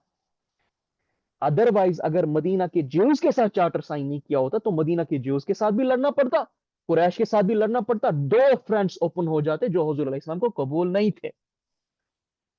कुरैश को बदर में तब उनके साथ लड़ा गया, उनको हराया गया, जब कोस्टल ट्राइब्स उस बदर के इर्द गिर्द, जो दिमरा, जुहैना, गफ्फार है, उनके साथ रिकंसाइल अलायंस में पहले हुजूर अलैहिस्सलाम आ गए, तब बदर में कुरैश के साथ लड़ा। बनु कुरैजा को तब वहां से निकाला जब कुरैश के पहले थ्रेट को खत्म कर दिया, क्योंकि अहज़ाब में क्या किया था बनु कुरैजा ने? कुरैश के साथ जुड़ने की कोशिश की थी ना, तो वो उस वक्त भी नहीं, वहां नहीं गए, उनको बोला अभी उनको रहने दो, पहले कुरैश को खत्म कर दे फिर उनसे लड़ते। अच्छा, हुदैबिया की तरफ जब जा रहे थे तो क्या मसला था? लड़ना तो कुरैश के साथ था, जाना तो कुरैश की तरफ था, लेकिन बीच में कुछ पार्टीज थी जो हुजूर अलैहिस्सलाम की दुश्मन थी, नज्द की जैसे ट्राइब थी, पहले नज्द के साथ डील किया फिर हुदैबिया की तरफ गए। और खैबर भी जा सकते थे हुदैबिया से पहले, हुदैबिया के बाद गए खैबर, नहीं गए, क्योंकि खैबर से बड़ा थ्रेट पहले कुरैश था और हुदैबिया की ट्रीटी थी। पहले कुरैश और हुदैबिया की ट्रीटी एस्टेब्लिश करवाई, उसके बाद जब वापस आ रहे थे खैबर की तरफ गए, उससे पहले खैबर की तरफ नहीं गए। और कितने लोगों को खैबर की तरफ लेके गए? 5,000 लोग, 6,000 लोग, 10,000 लोग नहीं, 1,900 लोग, 1,400 लोग, कहीं पर 1,400, कहीं पर 1,900, जो लोग कुरैश के जो उम्रा करने के लिए गए थे, जिसको खुदैबिया हुआ, सिर्फ उन्हीं लोगों को साथ लिया। हालांकि बहुत बड़ी पार्टी पीछे थी, बहुत बड़ी, हजारों में लोगों को लेके आ सकते, नहीं गए, सरप्राइज दे दिया खैबर को। तो मसला ये तो नहीं था ना कि हम ये कह सकते खैबर के पास तो इसलिए बाद में गए क्योंकि नंबर्स ही, नंबर्स ऑलरेडी हुजूर अलैहि सल्लम ने कम कैरी किए थे एज कंपेयर टू अदर जंग। अहज़ाब में तो 3,000 लोग थे, तो खैबर में तो 1,400 लोग लेके गए, तो नंबर्स का तो मसला नहीं था ना। मसला किसका था? मसला था one enemy at a time. One enemy at a time was the principle of Mohammad बिन अब्दुल्ला, आपके और मेरे नबी सल्लल्लाहु अलैहि वआलिहि वसल्लम का। अच्छा, एक और प्रिंसिपल क्या था? एक और प्रिंसिपल ये था कि हुजूर अलैहि इस्लाम ने फ्लेक्सिबिलिटी हमेशा इस्तेमाल की। सॉफ्ट पावर को भी यूज किया, हार्ड पावर को भी यूज किया, और हर वक्त चूज किया, हर टाइम चूज किया कि किस और किस पावर को यूज करना है। जैसे ही माइग्रेट किया मदीना में, तो मुसलमानों की तादाद माइनॉरिटी में थी, मदीना में 33% थी। लेकिन उस वक्त मुसलमानों को अपनी सिक्योरिटी डोमिनेंस मदीना में एस्टेब्लिश करना बहुत ज्यादा जरूरी था। अदरवाइज मदीना में उनको क्रश किया जा सकता था। वहां पर सॉफ्ट पावर नहीं लगता, वहां पर मिन मिन मिन मिन मिन मिन नहीं चलता। तारीफें करना, यू नो अच्छी अच्छी मीठी मीठी प्यारी प्यारी बातें करना, ये नहीं चल सकता मदीना में। उनको पता था ये लास्ट फ्रंट है हमारा। बाकी कोई भी अरब अगर यहां पर हम कबूल नहीं हुए, यहां पर एस्टेब्लिश नहीं हुए, कोई कहीं पर अरब में एस्टेब्लिश नहीं हो पाएंगे, कहीं पर काबिल कबूल नहीं होंगे हम। तो हार्ड पावर वहां पर यूज किया, आते ही ट्रीटी अनाउंस कर दी, सिक्योरिटी डोमिनेंस मदीना में एस्टेब्लिश कर दी, मदीना का मीसाक बनाया और अपनी सिक्योरिटी डोमिनेंस अपने हाथ में रखी। क्या कहा मेरे नबी ने सल्लल्लाहु अलैहि वसल्लम कि जब लोग आए और बोला यहाँ पर यहूदी जो है ना उनका लॉ चलता है, तो अल्लाह के नबी सल्लल्लाहु अलैहि वसल्लम ने कहा कि लॉ किसी का भी चलता हो, आखिरी फैसला मोहम्मद बिन अब्दुल्लाह का होने वाला है अब से। I am going to decide what is law and what is not the law. और फिर रेड स्टार्ट कर दी, मिलिट्री एक्सपेडिशन सरिये भेजना स्टार्ट कर दिए, कुरैश को अनसेटल कर दिया। हालांकि फुल मिलिट्री कॉन्फ्रंट्रेशन एक साल तक नहीं की, लेकिन अपनी प्रेजेंस दिखाई, इकोनॉमिक बर्डन कुरैश पे डाल दिया, उनका ट्रेड डिसरप्ट कर दिया, बाकी ट्राइब्स को खबर भेज दी कि मोहम्मद आ चुके सल्लल्लाहु अलैहि वसल्लम। और जब कुरैश के तमाम ऑप्शंस खत्म हो गए खंदक के मौके पे, तो हुजूर अलैहि इस्लाम ने अब अपनी स्ट्रेटजी डिफेंस से ऑफेंस में कन्वर्ट कर दी और सॉफ्ट पावर भी यूज कर दिया। सॉफ्ट पावर क्या था? फिर हुदैबिया किया, उससे पहले तो हुदैबिया नहीं किया था। और फिर उसके बाद अगर आप देखेंगे, हसान बिन साबित को यूज किया रजी अल्लाह अन्हु को, अब्दुल्ला इब्न रवाहा को यूज किया ऑफिशियल स्पोक्स पर्सन बना के मदीना में, आइडियाज ट्रांसमिट की, पोजिशंस दिए, अलग अलग ट्राइब्स को अलग अलग इकतदार दिया, माल गनीमत अलग अलग तरह से इस्तेमाल करना यूज कर दिया। मुहाजिरीन जिन्होंने सब कुछ कुर्बान किया था इस्लाम पे, जिन्होंने तशद्दुद और जुल्म सहा था, कई मौकों पे उनको माल गनीमत में से बहुत कम हिस्सा मिला, बहुत कम हिस्सा मिला, और बाकियों को बहुत ज्यादा मिला। हुजूर इस्लाम ने डिस्क्राइब किया उसको कि ये मेरा सॉफ्ट पावर है, इस डर से कहीं ये दीन ना छोड़ जाए, मैं उनके दिल जीत रहा हूं, इनको ये ना लगे कि दीन सख्त है, मैं इनके दिल जीत रहा हूं, सॉफ्ट पावर यूज कर रहा हूं ट्राइब्स को जीतने के लिए। एक एग्जाम्पल सॉफ्ट पावर की कुरैश के साथ भी हुजूर अलैहि सलाम दो की थी, एक तो हुदैबिया, और एक और एग्जाम्पल है कि यमामा की ट्राइब का जो लीडर था, जिसका नाम है थुम्मा थुम्मा सॉरी सुम्मामा इब्न असल उसका नाम है शायद, याद नहीं है मुझे, किताब से एक बार देख लीजिएगा, सुमामा इब्न असल ही शायद उसका नाम है। तो कुरैश ने उसकी बहुत तौहीन की थी, उसको इंसल्ट किया था क्योंकि उसने इस्लाम कबूल किया था, और उसने एम्बार्गो लगा दिया था, जिस तरह अभी स्पेन ने कोलंबिया ने एम्बार्गो लगा दिया ना इसराइल पे, उसी तरह उसने भी एम्बार्गो टाइप का लगा दिया था, जो वीट है वो भेजना बंद कर दिया था। लेकिन हुजूर अलैहि सलाम ने क्या बोला? हुजूर अलैहि सलाम ने बोला, ला ना, ऐसा ना करो, एम्बार्गो हटाओ, अपना खाना पहुंचाओ इन तक। हालांकि कुछ भी कर सकते थे हुजूर अलैहि सलाम, इसका फायदा उठा सकते थे उस वक्त, खाने का एम्बार्गो लगाया था ना, तो मौका तो था। हुजूर अलैहि सलाम कहते अच्छा किया, बहुत बेहतरीन किया, तड़पाओ इनको, ये तब सही होंगे, सीधे होंगे। नहीं, बोला एम्बार्गो हटाओ, खाना इन तक पहुंचाओ। क्या हो गया इस चीज से? कुरैश का दिल नरम हो गया। कुरैश ने बोला मोहम्मद सल्लल्लाहु अलैहि वसल्लम की जात ये है कि इतना कुछ करने के बाद भी ये हमारे साथ ऐसे कर रहे। तो ये जो ओवरऑल उनकी मेथोडोलॉजी थी ना, इसने असल में लोगों का दिल जीता टाइम टाइम पे, लोगों को फतह किया टाइम टाइम पे, स्ट्रेटजी सक्सेसफुल हो पाई टाइम टू टाइम।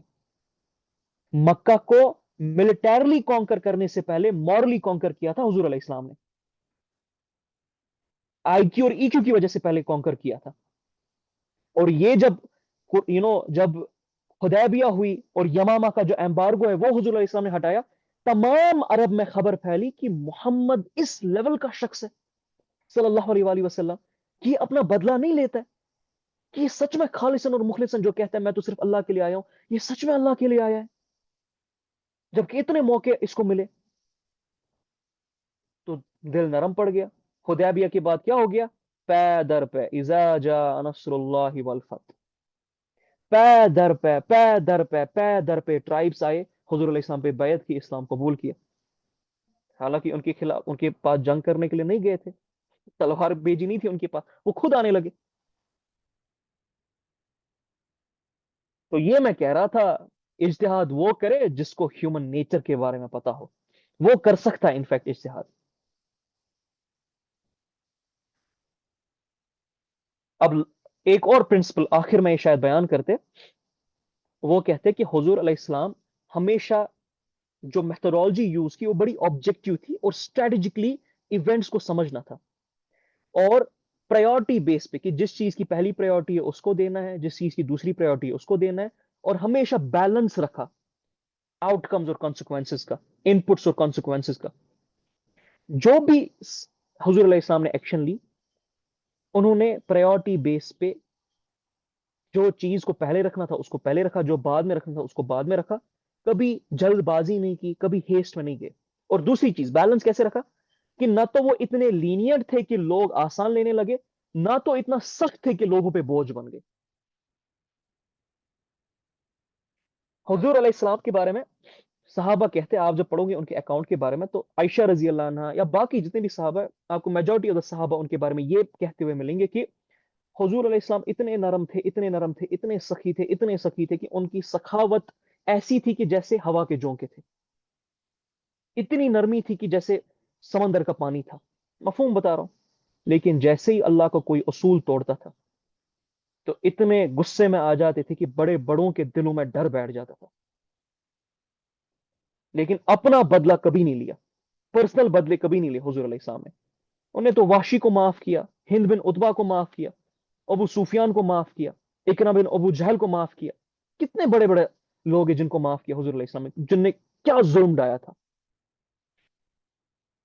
لیکن جب پتا چلا بنو کینکا نے دھوکہ دیا ہے، بنو نذیر نے دھوکہ دیا ہے، بنو قریظہ نے دھوکہ دیا، ایک سیکنڈ بھی نہیں لیا ان کو بگانے سے، وہاں پر ان کو دفع کرنے سے وہاں. اور دوسری طرف سے عبداللہ بن ابی ابن سلول کے ساتھ دیکھے کیا نرمی کی، ان کو کبھی نہیں مارا، کبھی حکم نہیں دیا ان کو ایگزائل کرے. کہا کہ میں نہیں چاہتا ہوں کہ لوگ بولے کہ اپنی ساتھیوں کو مارتا ہے، قتل کرتا ہے.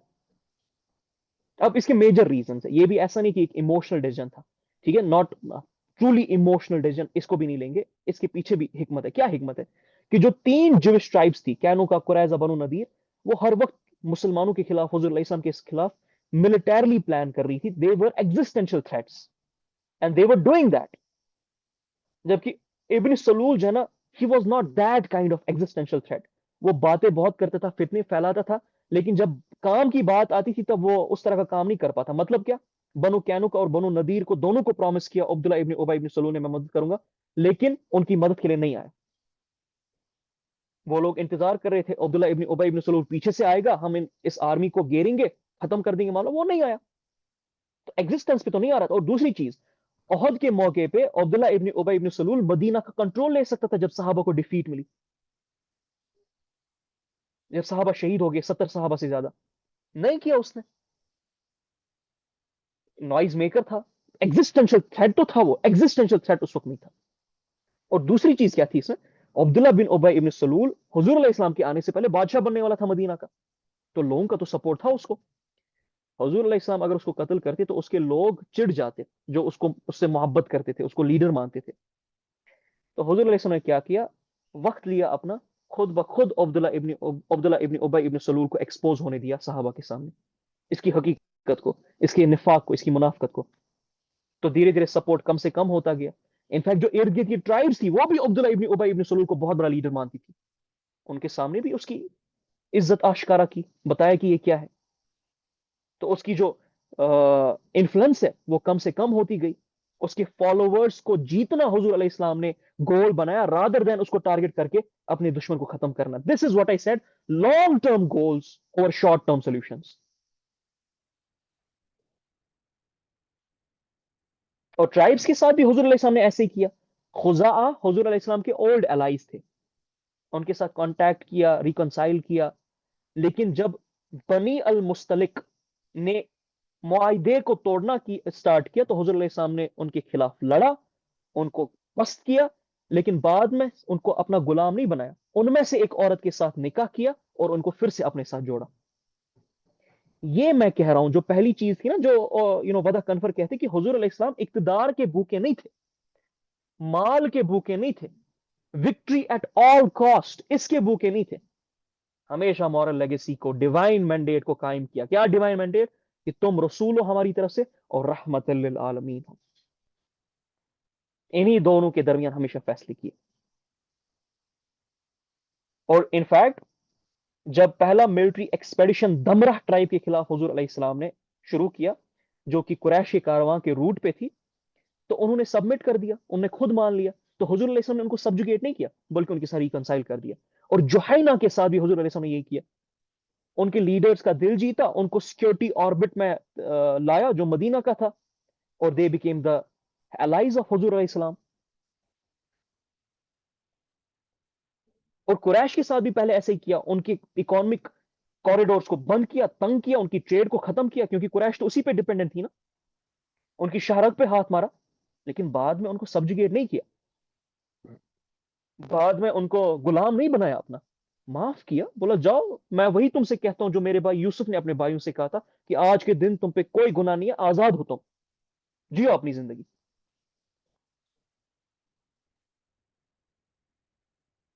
تو سافٹ پاور ہارڈ پاور کو حضور علیہ السلام نے یوز کیا۔ قریش کے ساتھ ہی بہترین ایگزامپل ہمیں مل جاتی ہے، پہلے سافٹ پاور یوز کیا مکہ میں، پھر مدینہ آئے تو ان کی اکانومی پہ ہارڈ پاور ملٹری کانفرنٹیشن کے تھرو استعمال کی، اور بعد میں سیز فائر کر دیا۔ تو ہر وقت حضور علیہ السلام کو پتا تھا کیا کرنا ہے کیا نہیں کرنا ہے۔ یہ بڑی امپورٹنس رکھتی ہے، یہ چیزیں بہت امپورٹنس رکھتی ہے۔ بہرحال میں اس کو آج یہیں پر اختتام کرتا ہوں، مکہ کا تو ٹائم آج سٹارٹ نہیں ہو سکتا ہے، اس کو انشاءاللہ اگلے سیشن میں لیں گے۔ آئی ہوپ انشاءاللہ یہ ساری چیزیں آپ کو آج کلیئر ہوئی ہوگی۔ میں نے زیادہ انگیجنگ نہیں رکھا آج کے سیشن کو، I'm really sorry for that، کیونکہ یہ کچھ ایسی اسٹریٹجیز تھی جس کو ایز اٹ از بیان کرنا اور وضاحت کے طور پہ بیان کرنا زیادہ امپورٹنس رکھتی تھی آج، ایز کمپیئر ٹو آپ کے ساتھ سوال جوابات کرنا۔ سو اب اگر کوئی سوال ہے ریگارڈنگ دا ٹاپک، اپنے ہینڈ ریز کر دیجیے، دے ول allow you one by one to question, باقی ہم انشاءاللہ اگلے سیشن میں ملیں گے۔ جی کوئی بھی سوال ہے تو ہینڈ ریز کریں، دے ول allow you۔ سوری۔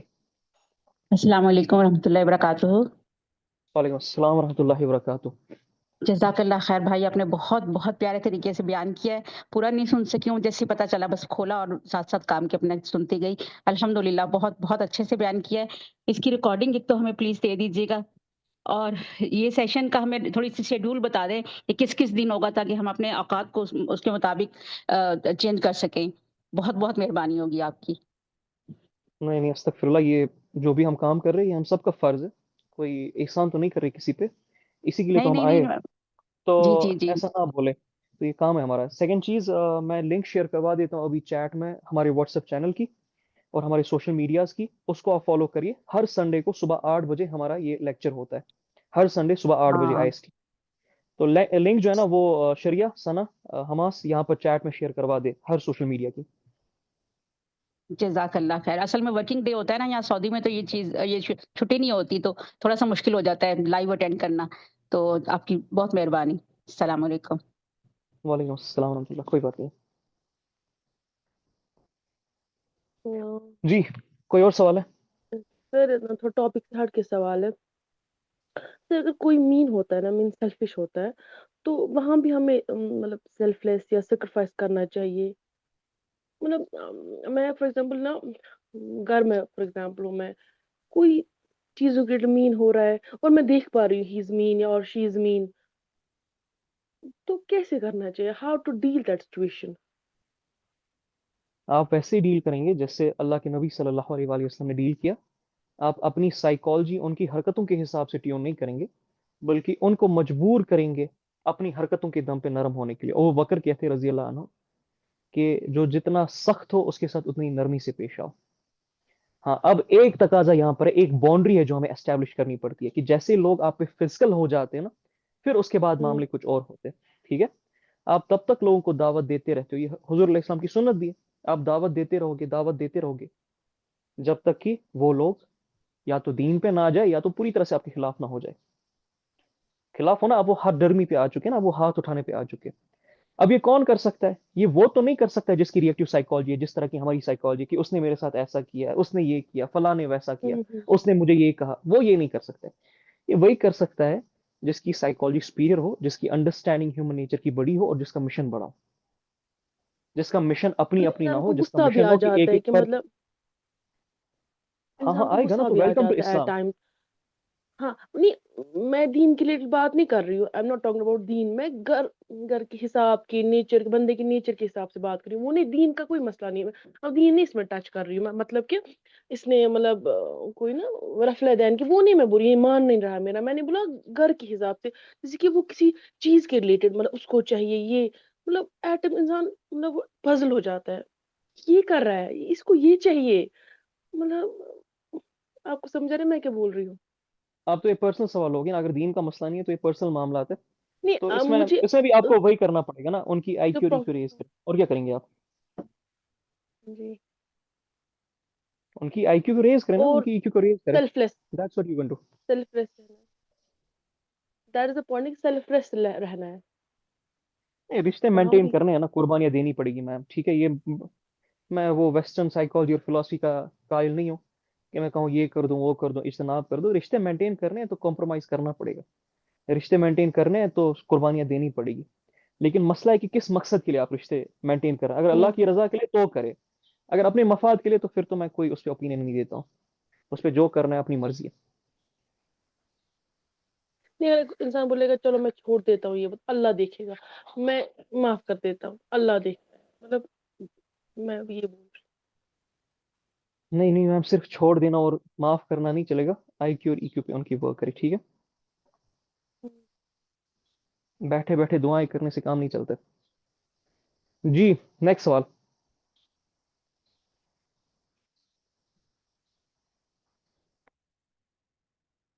السلام علیکم غابت بھائی. وعلیکم السلام ورحمۃ اللہ. جی سو غابت بھائی، میرا صرف ایک چھوٹا سا سوال تھا کہ جس طریقے سے آپ نے بتایا کہ پروفیٹ محمد پیس اپون ہم کا جو یہ ای کیو اور آئی کیو تھا، وہ تو مطلب ہائیسٹ کے بھی بیونڈ تھا، جیسے کہ آپ نے مطلب اس میں بتایا. تو ایز اے پرسنل لیول مطلب ہم لوگ اس کو کیسے ڈیولپ کر سکتے؟ لائک آپ کی کیا اسٹریٹجی ہوگی؟ ایک اگر چھوٹا سا آپ سمری دے سکے. پتہ ایگزامپل ہم آپ کو دیتے ہیں. کل رات ہی میرا عادت ہے کہ ہم early to bed early to rise ہے. تو میں نے کیا کیا، پانی والے کو کال کیا کہ آپ پانی بھیج دو. اینڈ ہاف این آور میں وہ نہیں آیا. تو میں کہیں نہ کہیں میں اپنا صبر کھونے لگا. میں اس کے پاس جا کر کے تھوڑا سا ہلکا سا چلا بھی دیا کہ بھائی آپ کو اتنا دیر پہلے بولا ہے، شام میں بولا ہے، آپ نے مجھے پانی لا کے نہیں دیا ہے. تو کہیں نہ کہیں ہم کو پھر رات میں جب ہم سونے لگے تو ہم کو لگا کہ یار پیشنس لوز کر دیے ہم. ترنت آ ہی تو رہا تھا، اس کے ساتھ بھی کچھ مجبوری رہی ہوگی. تو ہم لوگ اتنی چھوٹی چھوٹی چیزوں پہ بھی کبھی نہ کبھی پیشنس کھو دیتے ہیں. تو like as a personal level آپ کی کیا وزڈم ہے، کیا مطلب آپ صلاح دینا چاہیں گے as a person? Training sir, training جیسے حضور علیہ السلام کی صحابہ نے کی تھی، آپ بھی اپنی ٹریننگ کرو گے. اپنی ای کیو کی ٹریننگ، اپنے آئی کیو کی ٹریننگ، اپنی سوشل انڈرسٹینڈنگ کی ٹریننگ، اسپرچل انڈرسٹینڈنگ کی ٹریننگ کریں گے. اور کوئی تقاضا نہیں ہے. انسان دیکھیے، جم جانا ہے، مسل بڑھانی ہے تو تکلیف تو روز برداشت کرنی پڑے گی. اس ٹریننگ کی اویئرنیس بھی لینی پڑے گی، کوچ کے ساتھ بھی رہنا پڑے گا. کرکٹر بننا ہے، اس کے لیے بھی ٹریننگ لینی پڑے گی. کوچ کے ساتھ رہنا ہے، ساتھیوں کے ساتھ کھیلنا ہے. غلطیاں کرو گے اس سے تو ٹریننگ تو کرنی ہے اپنی. تو آپ ایموشنل انٹیلیجنس پہ اپنی، یہ جو سوال ہے ایموشنل انٹیلیجنس کا سوال ہے، تو اس کی ٹریننگ کرے. اسی طرح اسپرچل ایشوز ہے تو اسپرچل ایشوز کی ٹریننگ کرے. کریٹیکل تھنکنگ کے مسئلے، آئی کیو کے مسئلے ہے تو آئی کیو پہ اپنی ٹریننگ کرے. So there is no other way except training is the way. اب کیسے ٹرین کیا جاتا ہے؟ نالج کو لے کے، اپنے اسکلس کو انہینس کر کے، ایٹریبیوٹس ڈیولپ کر کے، شعور کی لیولس کو بڑھا کے، ایسے ٹریننگ لی جاتی ہے. تو that is the way forward. اس لیے میں کہتا ہوں قرآن کو، سیرت النبی صلی اللہ علیہ وآلہ وسلم کو اور کتابوں کو پڑھنا سٹارٹ کرے. صحیح اساتذہ کے ساتھ جڑنا سٹارٹ کرے. یہ اللہ کے نبی کی حدیث ہے صلی اللہ علیہ وآلہ وسلم. امام غزالی اس کو کوٹ کرتے احیاء العلوم میں کہ اللہ کے نبی نے کہا صلی اللہ علیہ وآلہ وسلم، 1000 نفل رکعتیں پڑھنے سے بہترین، 1000 جنازے اٹینڈ کرنے سے بہترین، 1000 بیماروں کی خبر درازی لینے سے بہترین ہے علم کی محفل میں رہنا. یہ ایک واقعہ ہوا تھا کہ حضور علیہ السلام اپنے حجرے مبارک سے باہر نکلے، ایک طرف عبادت چل رہی تھی اور ایک طرف ڈسکشن، علم کی محفل تھی. حضور علیہ السلام نے عبادت کی مسجد کی طرف دیکھا، محفل کی طرف دیکھا، بولا اللہ چاہے تو دے دے، اللہ چاہے تو نہ دے. علم کی محفل کی طرف دیکھا تو بولا مجھے تو بھیجا ہی گیا ہے ایک استاد کے طور پہ، ایک معلم کے طور پہ، تو گئے علم کی محفل کی طرف. عبادت کی محفل کی طرف نہیں گئے، علم کی محفل کی طرف گئے.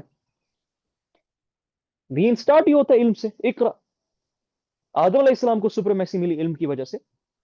علم دیا، فرشتوں کو بولا بتا، بولا نہیں پتہ ہے، اللہ کو بہتر پتہ ہے. آدم کو بولا سمجھاؤ، سمجھا دیا. فرشتوں کو بولا جھکو اس کے سامنے. تو یہ ٹریننگ ہے نا آپ کی sir. This starts with that, with those knowledge sets. And پھر آپ اسکلس ڈیولپ کرو گے، ایٹریبیوٹس بلڈ کرو گے، شعور کی لیولس کو بڑھاؤ گے. تو that's how you do it. Hope ان شاء اللہ دیٹ آنسرس. کوئی اور سوال ہے؟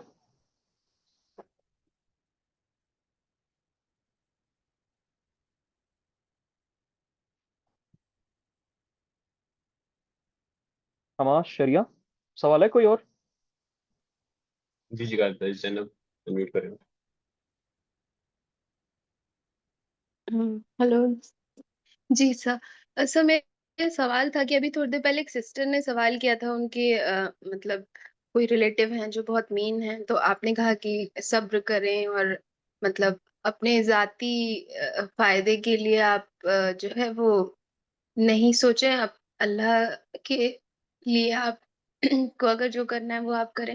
تو اس میں ایک چیز جو میں نے حدیث پڑھی ہے وہ یہ کہ حضور صلی اللہ علیہ وسلم کا کہنا تھا کہ جو مومن ہوتا ہے وہ ایک ہی دل سے بار بار نہیں ڈسا جاتا. تو اس سے مطلب میری انڈرسٹینڈنگ ہے، جو میں نے اس میں سے لرننگ لی، وہ یہ کہ اگر ہمیں کسی جگہ سے نقصان پہنچ رہا ہے، چاہے وہ سائیکولوجیکل ہو یا ایموشنل ہو یا جس بھی اعتبار سے، تو ہمیں نیکسٹ ٹائم کے لیے اپنے آپ کو اس سے پروٹیکٹ کرنے پڑے گا اور کرنا چاہیے. اور دوسرا یہ کہ آپ نے جو یہ والی بات کہی کہ ہمیں ان کی آئی کیو انکریز کرنی ہے، ان کی آئی کیو اور ای کیو پہ کام کریں، تو اس پہ بھی میں نے جو چیز پڑھی ہے وہ یہ کہ ہم کسی اور کو چینج نہیں کر سکتے ہیں. ہمیں چینج کرنا ہے تو ہم اپنے آپ کو چینج کریں. دوسروں پر اپنا لوکس آف کنٹرول فکس کرنا مطلب یہ صحیح طریقہ نہیں ہے. تو اس پہ آپ کی میں رائے جاننا چاہوں گی. دونوں ترتیبیں جو بھی یہ لیتے ہیں، یہ صرف آپ نہیں لیتے ہو، میجورٹی آف دا مسلمانوں کو میں نے یہی سنا ہے.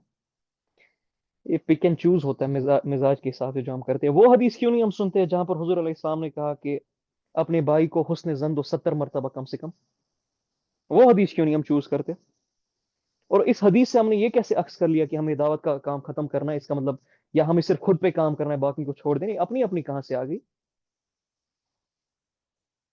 تو یا تو آپ، یا صرف یہ آپ نہیں کہتے، یہ بہت سارے کہتے ہیں بائی دا وے، اسی لیے میں اس چیز کو وضاحت کے طور پہ اب کھولوں گا. تو یا تو وہ صحیح ہے، یہ گروہ صحیح ہے، یا تو میرے نبی کا گروہ صحیح ہے صلی اللہ علیہ وسلم. یہ آیت کیوں نہیں ہم چوز کرتے جہاں پر ابو بکر صدیق نے ہاتھ پیچھے ہٹا دیا تھا کیونکہ اس نے جس کی وہ ہیلپ کر رہے تھے اس نے عائشہ رضی اللہ عنہ پہ بہتان لگایا تھا، لیکن اللہ نے قرآن کی آیت بھیجی کہ نہیں، اللہ کی مغفرت کے شوق میں ہو تو کنٹینیو کرو کام کو. تو حضور علیہ السلام پہ بھی جب، اچھا ابو جہل کے دروازے پہ 600 مرتبہ سے زیادہ کیوں گئے حضور علیہ السلام، اور کھٹکھٹا کیوں ان کا دروازہ 600 مرتبہ سے زیادہ؟ سالوں سال ابو لہب کو کیوں دعوت دی؟ مغیرہ بن شعبہ کو کیوں دعوت دی؟ ولید بن عتبہ کو کیوں دعوت دی؟ اتنا ظلم ہو رہا تھا، چھوڑ دیتے کہ یو کی not change them, you just need to change yourself and do nothing else. یہ ایٹیٹیوڈ کبھی بھی نہیں رکھے گا. یہ میرے نبی کا مزاج نہیں ہے صلی اللہ علیہ وسلم. میں نے اس میں جو میں ان بہن کو بات کرا تھا، میں نے پہلے بھی کلیئر کیا کہ اگر آپ کا آبجیکٹیو اللہ تعالیٰ ہے، آپ کو انسانوں کو اللہ تعالیٰ کے معاملے پہ لانا ہے، تو پھر جو ہے نا you will have to continue in this process. اگر اپنے ذاتی مفاد کے معاملے ہے تو اس میں تو کمنٹ ہی نہیں کرتا ہوں. وہ تو آپ کی مرضی ہے، جو کرے جو نہ کرے، اس میں میرا کوئی یوگدان میں نہیں دیتا ہوں اس میں. اگر سپیریئر سائیکالوجی ہے، آپ کو پتہ ہے ایک ایک انسان کو بچانا، جنت کی طرف لے کے آنا، اللہ کی طرف لے کے آنا آپ کا کام ہے، تو ویلکم ٹو اسلام. ایسے ہی لوگ آپ کو ملیں گے، ایسے ہی لوگ میرے نبی کو بھی ملے تھے صلی اللہ علیہ وسلم. رشتہ داروں نے پہلا حملہ کیا تھا میرے نبی پہ. पहला पत्थर मेरे नबी की तरफ अपने रिश्तेदार ने उठाया था, क्या नाम था उसका? शाबाश, बोले जरा क्या नाम था उसका? अबू लहाब। तो वेलकम टू इस्लाम मैम। दावत का काम है, दीन का काम है, अल्लाह ताला की रजा का काम है, इंसानों को इंसान बनाना है, मुसलमान बनाना है, तो you will have to go through this process. ज़ाती तकाज़ों पे फिलहाल कोई राय नहीं, वो पर्सनल इश्यूज है, उस पर पर्सनल थेरेपीज वो लगती है। बहरहाल जी, कोई और सवाल है? जी असरीन। सर वालेकुम अस्सलाम वरहमतुल्लाह। सर मैं पॉइंट भी था और क्वेश्चन भी था कि जैसे नबी इस्लाम जिस तरह से हम तबलीग करते थे उन पर जो इतना प्रेशर था, तो मैं कोर्टिसोल हाई लेवल पे चला जाता होगा, वो हमेशा कोर्टिसोल लेवल जो एक्टिव हो जाता होगा, तो वो किस तरह से मेंटेन करते थे? स्क्रीन सवाल बहुत खूबसूरत पूछा है स्क्रीन ने, कि हुजूर अलैहि इस्लाम जितने प्रेशर पॉइंट्स के थ्रू गुजरे हैं, तो कोर्टिसोल की लेवल तो बहुत एलिवेटेड रहेगी। और जैसे मैंने कहा, प्री फ्रंटल कॉर्टेक्स, तो जैसे कि इंसानों के साथ होता है, हाई प्रेशर सिचुएशन में प्री फ्रंटल कॉर्टेक्स की एक्टिविटी कम हो जाती है, सब जेनरल कॉर्टेक्स की एक्टिविटी कम हो जाती है, और बेसल गैंग्लिया ऑन हो जाता है, या लिम्बिक ब्रेन ऑन हो जाता है। तो हुजूर अलैहि इस्लाम ने कैसे किया? वो किया असरीन अपने, क्योंकि उनकी शऊर की लेवल्स बहुत आला थी, उनकी सेल्फ अवेयरनेस जो अल्लाह अज़्ज़ा वजल ने उनको दी थी बहुत आला थी, सेल्फ रेगुलेशन उनकी बहुत आला थी, and he was a great thinker. ठीक है Asreen, he was the greatest of all thinkers. अल्लाह ने जो कहा था ना कि हिदायत तो वही पकड़ते हैं जो अक्ल रखते, तो उन अक्ल रखने वालों में से वो सबसे ऊंचे थे। और फिर अल्लाह ताला भी उनको अपनी मदद भेजते थे, डिवाइन मदद भेजते थे। तो ये है आपके और मेरे नबी सल्लल्लाहु अलैहि वसल्लम। ये मैं कह रहा होता हूँ कि जिसने अपने नबी को पहचान लिया, वो हर चीज को डिफाई कर देगा, सल्लल्लाहु अलैहि वसल्लम। ठीक है असली,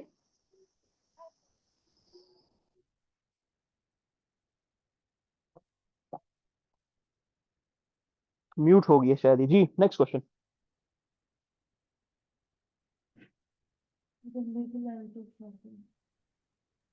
मैम, आपकी आवाज मुझे नहीं सुनाई दी प्रॉपर, थोड़ा ऊंचा बोले या माइक को ठीक कर दे।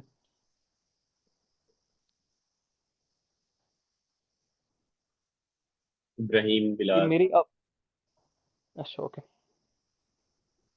ये हजूर सल्लम के सिर्फ एक ही फेवरेट कलर था कि और भी? क्या क्या इब्राहिम, मुझे सुनाई नहीं दिया। हुजूर अलैहिस्सलाम क्या?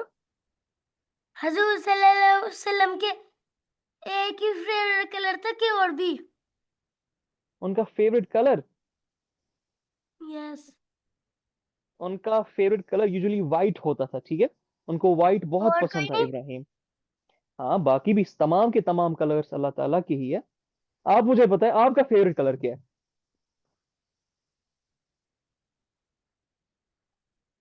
इब्राहिम, फेवरेट कलर क्या है आपका? साड़ी पसंद है। सारे पसंद है, तो अगर हुजूर अलैहि सलाम के वक्त पे आप होते, उनको पता चलता इब्राहिम को सारे कलर्स पसंद है, वो भी आपको कहते कि मुझे भी सारे कलर्स पसंद है। ओके। उनको भी सारे पसंद थे। हाँ, क्योंकि इब्राहिम को, अब अगर वो इब्राहिम को देखते, इतनी ननी जान प्यारी जान को देखते, और देखते कि इब्राहिम उनके लेक्चर्स सुनते हैं, और फिर इब्राहिम कहते कि मुझे सारे कलर्स पसंद है, आप भी सारे कलर्स पसंद कर दो, वो भी कहते कि हाँ मुझे भी सारे पसंद है। ठीक है। ठीक है। हाँ, आपने आज लेक्चर सुना इब्राहिम? कौन सा? आज आज वाला ना, जो आज अभी हम का? सुन रहे थे। हाँ जी, सुन रहा हूँ। तो अच्छा, भाई ने भी सुना? सुन रहा है। क्या बात है, अच्छा लगा आपको? ये वाला लेक्चर? हाँ। यस। अच्छा, सीखने को मिली चीजें आपको, बहुत सारी आपको चीजें याद रही इस लेक्चर से? यस। चलो फिर तो बहुत अच्छी बात है। फिर आप मुझे अपना एड्रेस भेजोगे, मैं आपको एक किताब अल्लाह के नबी सल्लल्लाहु अलैहि वसल्लम की गिफ्ट करता हूँ, ठीक है? आप मुझे अपना एड्रेस भेजना। डन हो गया। इनको अनम्यूट कर दे हमास। अनम्यूट ही थे वो। ریمیوٹ کیا میں کیا. Okay okay. چلے ابراہیم آپ کیا کرو گے, آپ مجھے ایڈریس بھیجو گے, میں آپ کو اللہ کے نبی صلی اللہ علیہ وسلم کی کتاب بھیجوں گا. اوکے آپ آئے کیوں نہیں ہیں؟ آپ تو کہتے ہیں آؤں گا ادھر. ٹائم ہی نہیں مل رہا ہے نا, اور آپ دور ہو نا مجھ سے بہت, کیا کروں میں, میرا ٹائم نکل جائے, ویزا پیزا لگ جائے, باقی ساری چیزیں ہو جائے, پھر میں آ جاؤں گا انشاءاللہ. ٹھیک ہے آپ کی تو کلاسیں بنی ہیں, آپ کیسے آئیں گے یار؟ یاد آ گیا بلکہ. نہیں نہیں, جیسے ہی میرا ویزا لگے گا میں آپ سے ملنے کے لیے آ جاؤں گا.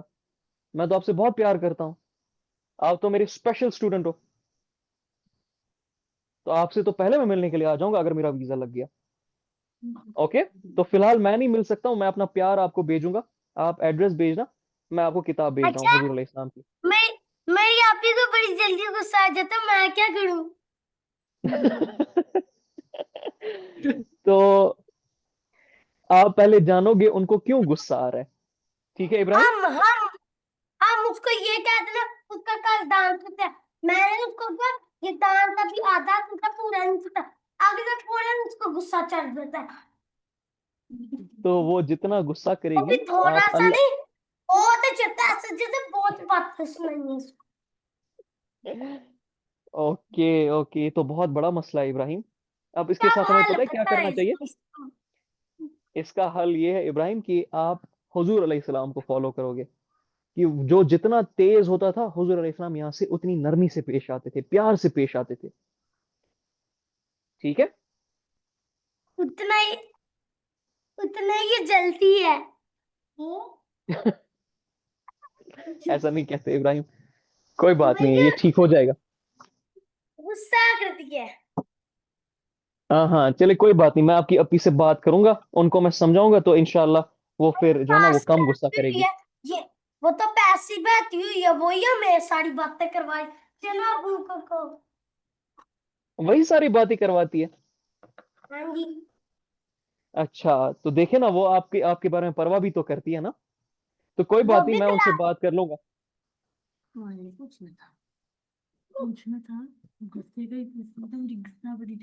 کیا ابراہیم ریپیٹ کرے, کیا, وہ وہ تو کلاس دیتی ہے پاس اب. ہی بیٹھی ہوئی ہے, آپ کی اچھا باتیں سن رہی ہے.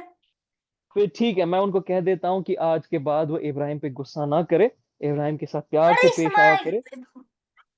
مما پہ بھی کرتی رہتی ہے, نہ کام کرتی ہے. پپا ایک کام بھی کر دیتا, آگے سے غصہ آتا ہے, بنا کے پیزا کرواتے ہیں. تو کوئی بات نہیں ہے نا ابراہیم, آپ نرمی سے پیش آؤ گے نا. یس ابراہیم آپ نرمی سے پیش آؤ گے نا, آپ تھوڑی نا, آپ بھی اگر غصہ کرو گے تو آپ میں اور ان میں کیا فرق رہ گئی, تو آپ بھی ویسے ہی پھر ہو جاؤ گے. پھر آپ کیسے ان کو ٹھیک کرو گے اگر آپ بھی غصہ کرنا سٹارٹ کر دو گے, آپ بھی ان پہ چڑھو گے. تو آپ کا کام ہے نا ابراہیم, ان کو پیار سے محبت سے سمجھانا, تاکہ یہ جو ان میں اگر کوئی مسئلہ ہے وہ ٹھیک ہو جائے. تو آپ اور پیار سے بات کرو گے, اور تحمل سے بات کرو گے, اور بھائی بہن آپس میں جھگڑا نہ کرے, غصہ نہ کرے, تو وہ رشتہ نہیں رہتا. سو یہ بھائی بہن کے درمیان ہمیشہ رہتا ہے. بہرحال حماس ان کا یہ لے لیجیے گا, ایڈریس لے لیجیے گا, ان کو ایک کتاب بھیجیں گے بچوں کے لیے انشاءاللہ. جی ٹھیک ہے, ان کا نمبر میں چیٹ میں شیئر کر دیتا ہوں, نمبر وہ پہ کانٹیکٹ کر لیجیے. کوئی بات نہیں. جی next question, last question please. سر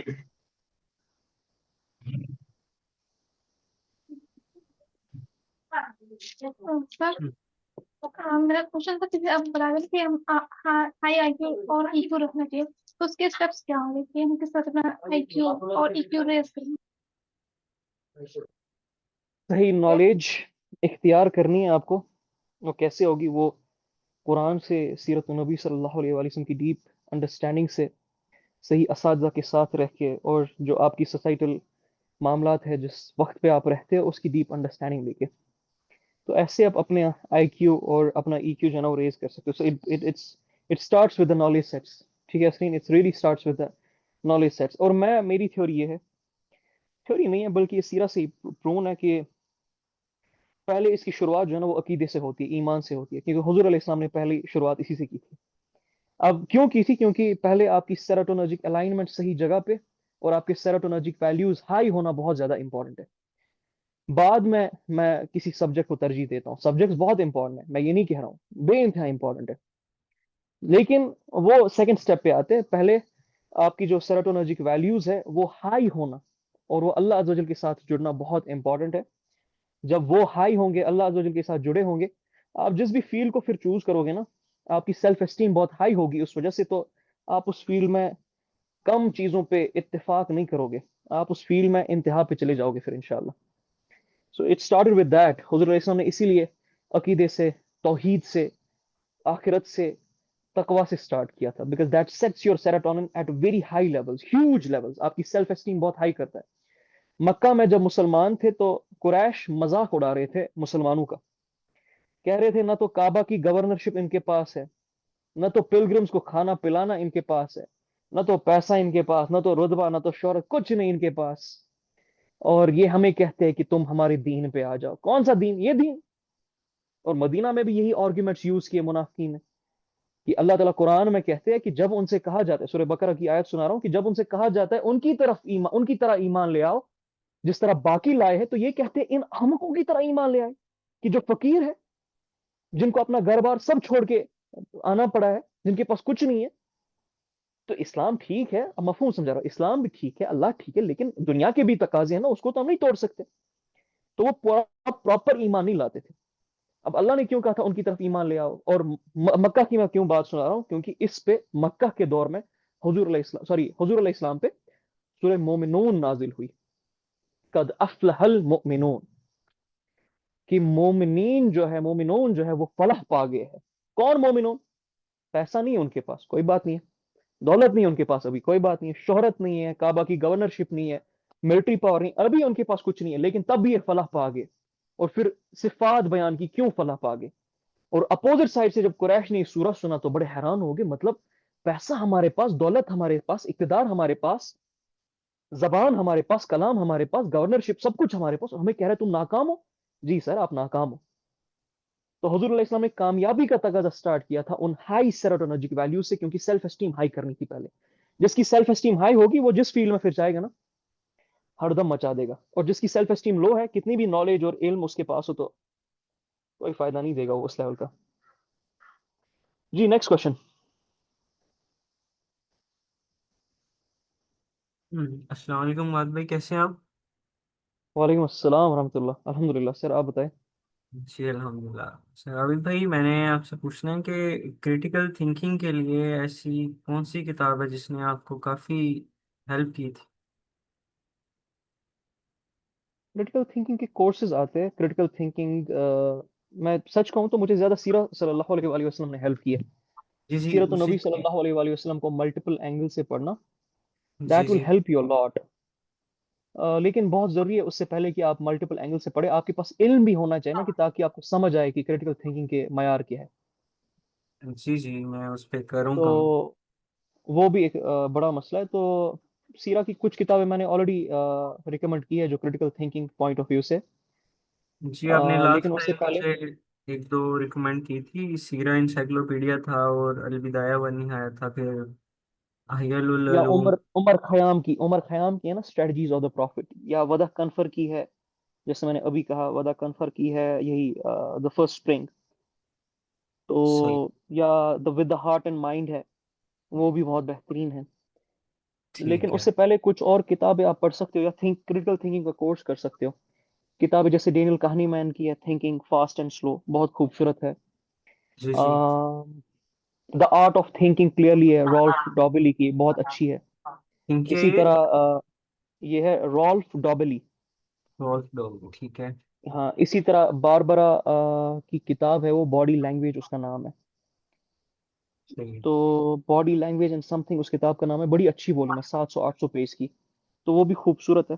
لیکن اگر کوئی کورس ہی کر دے آپ کریٹیکل تھنک پہ تو زیادہ بہتر رہے گا، مل جائیں گے آپ کو ہر جگہ سے. جی جی بالکل ہے. جزاک اللہ سر.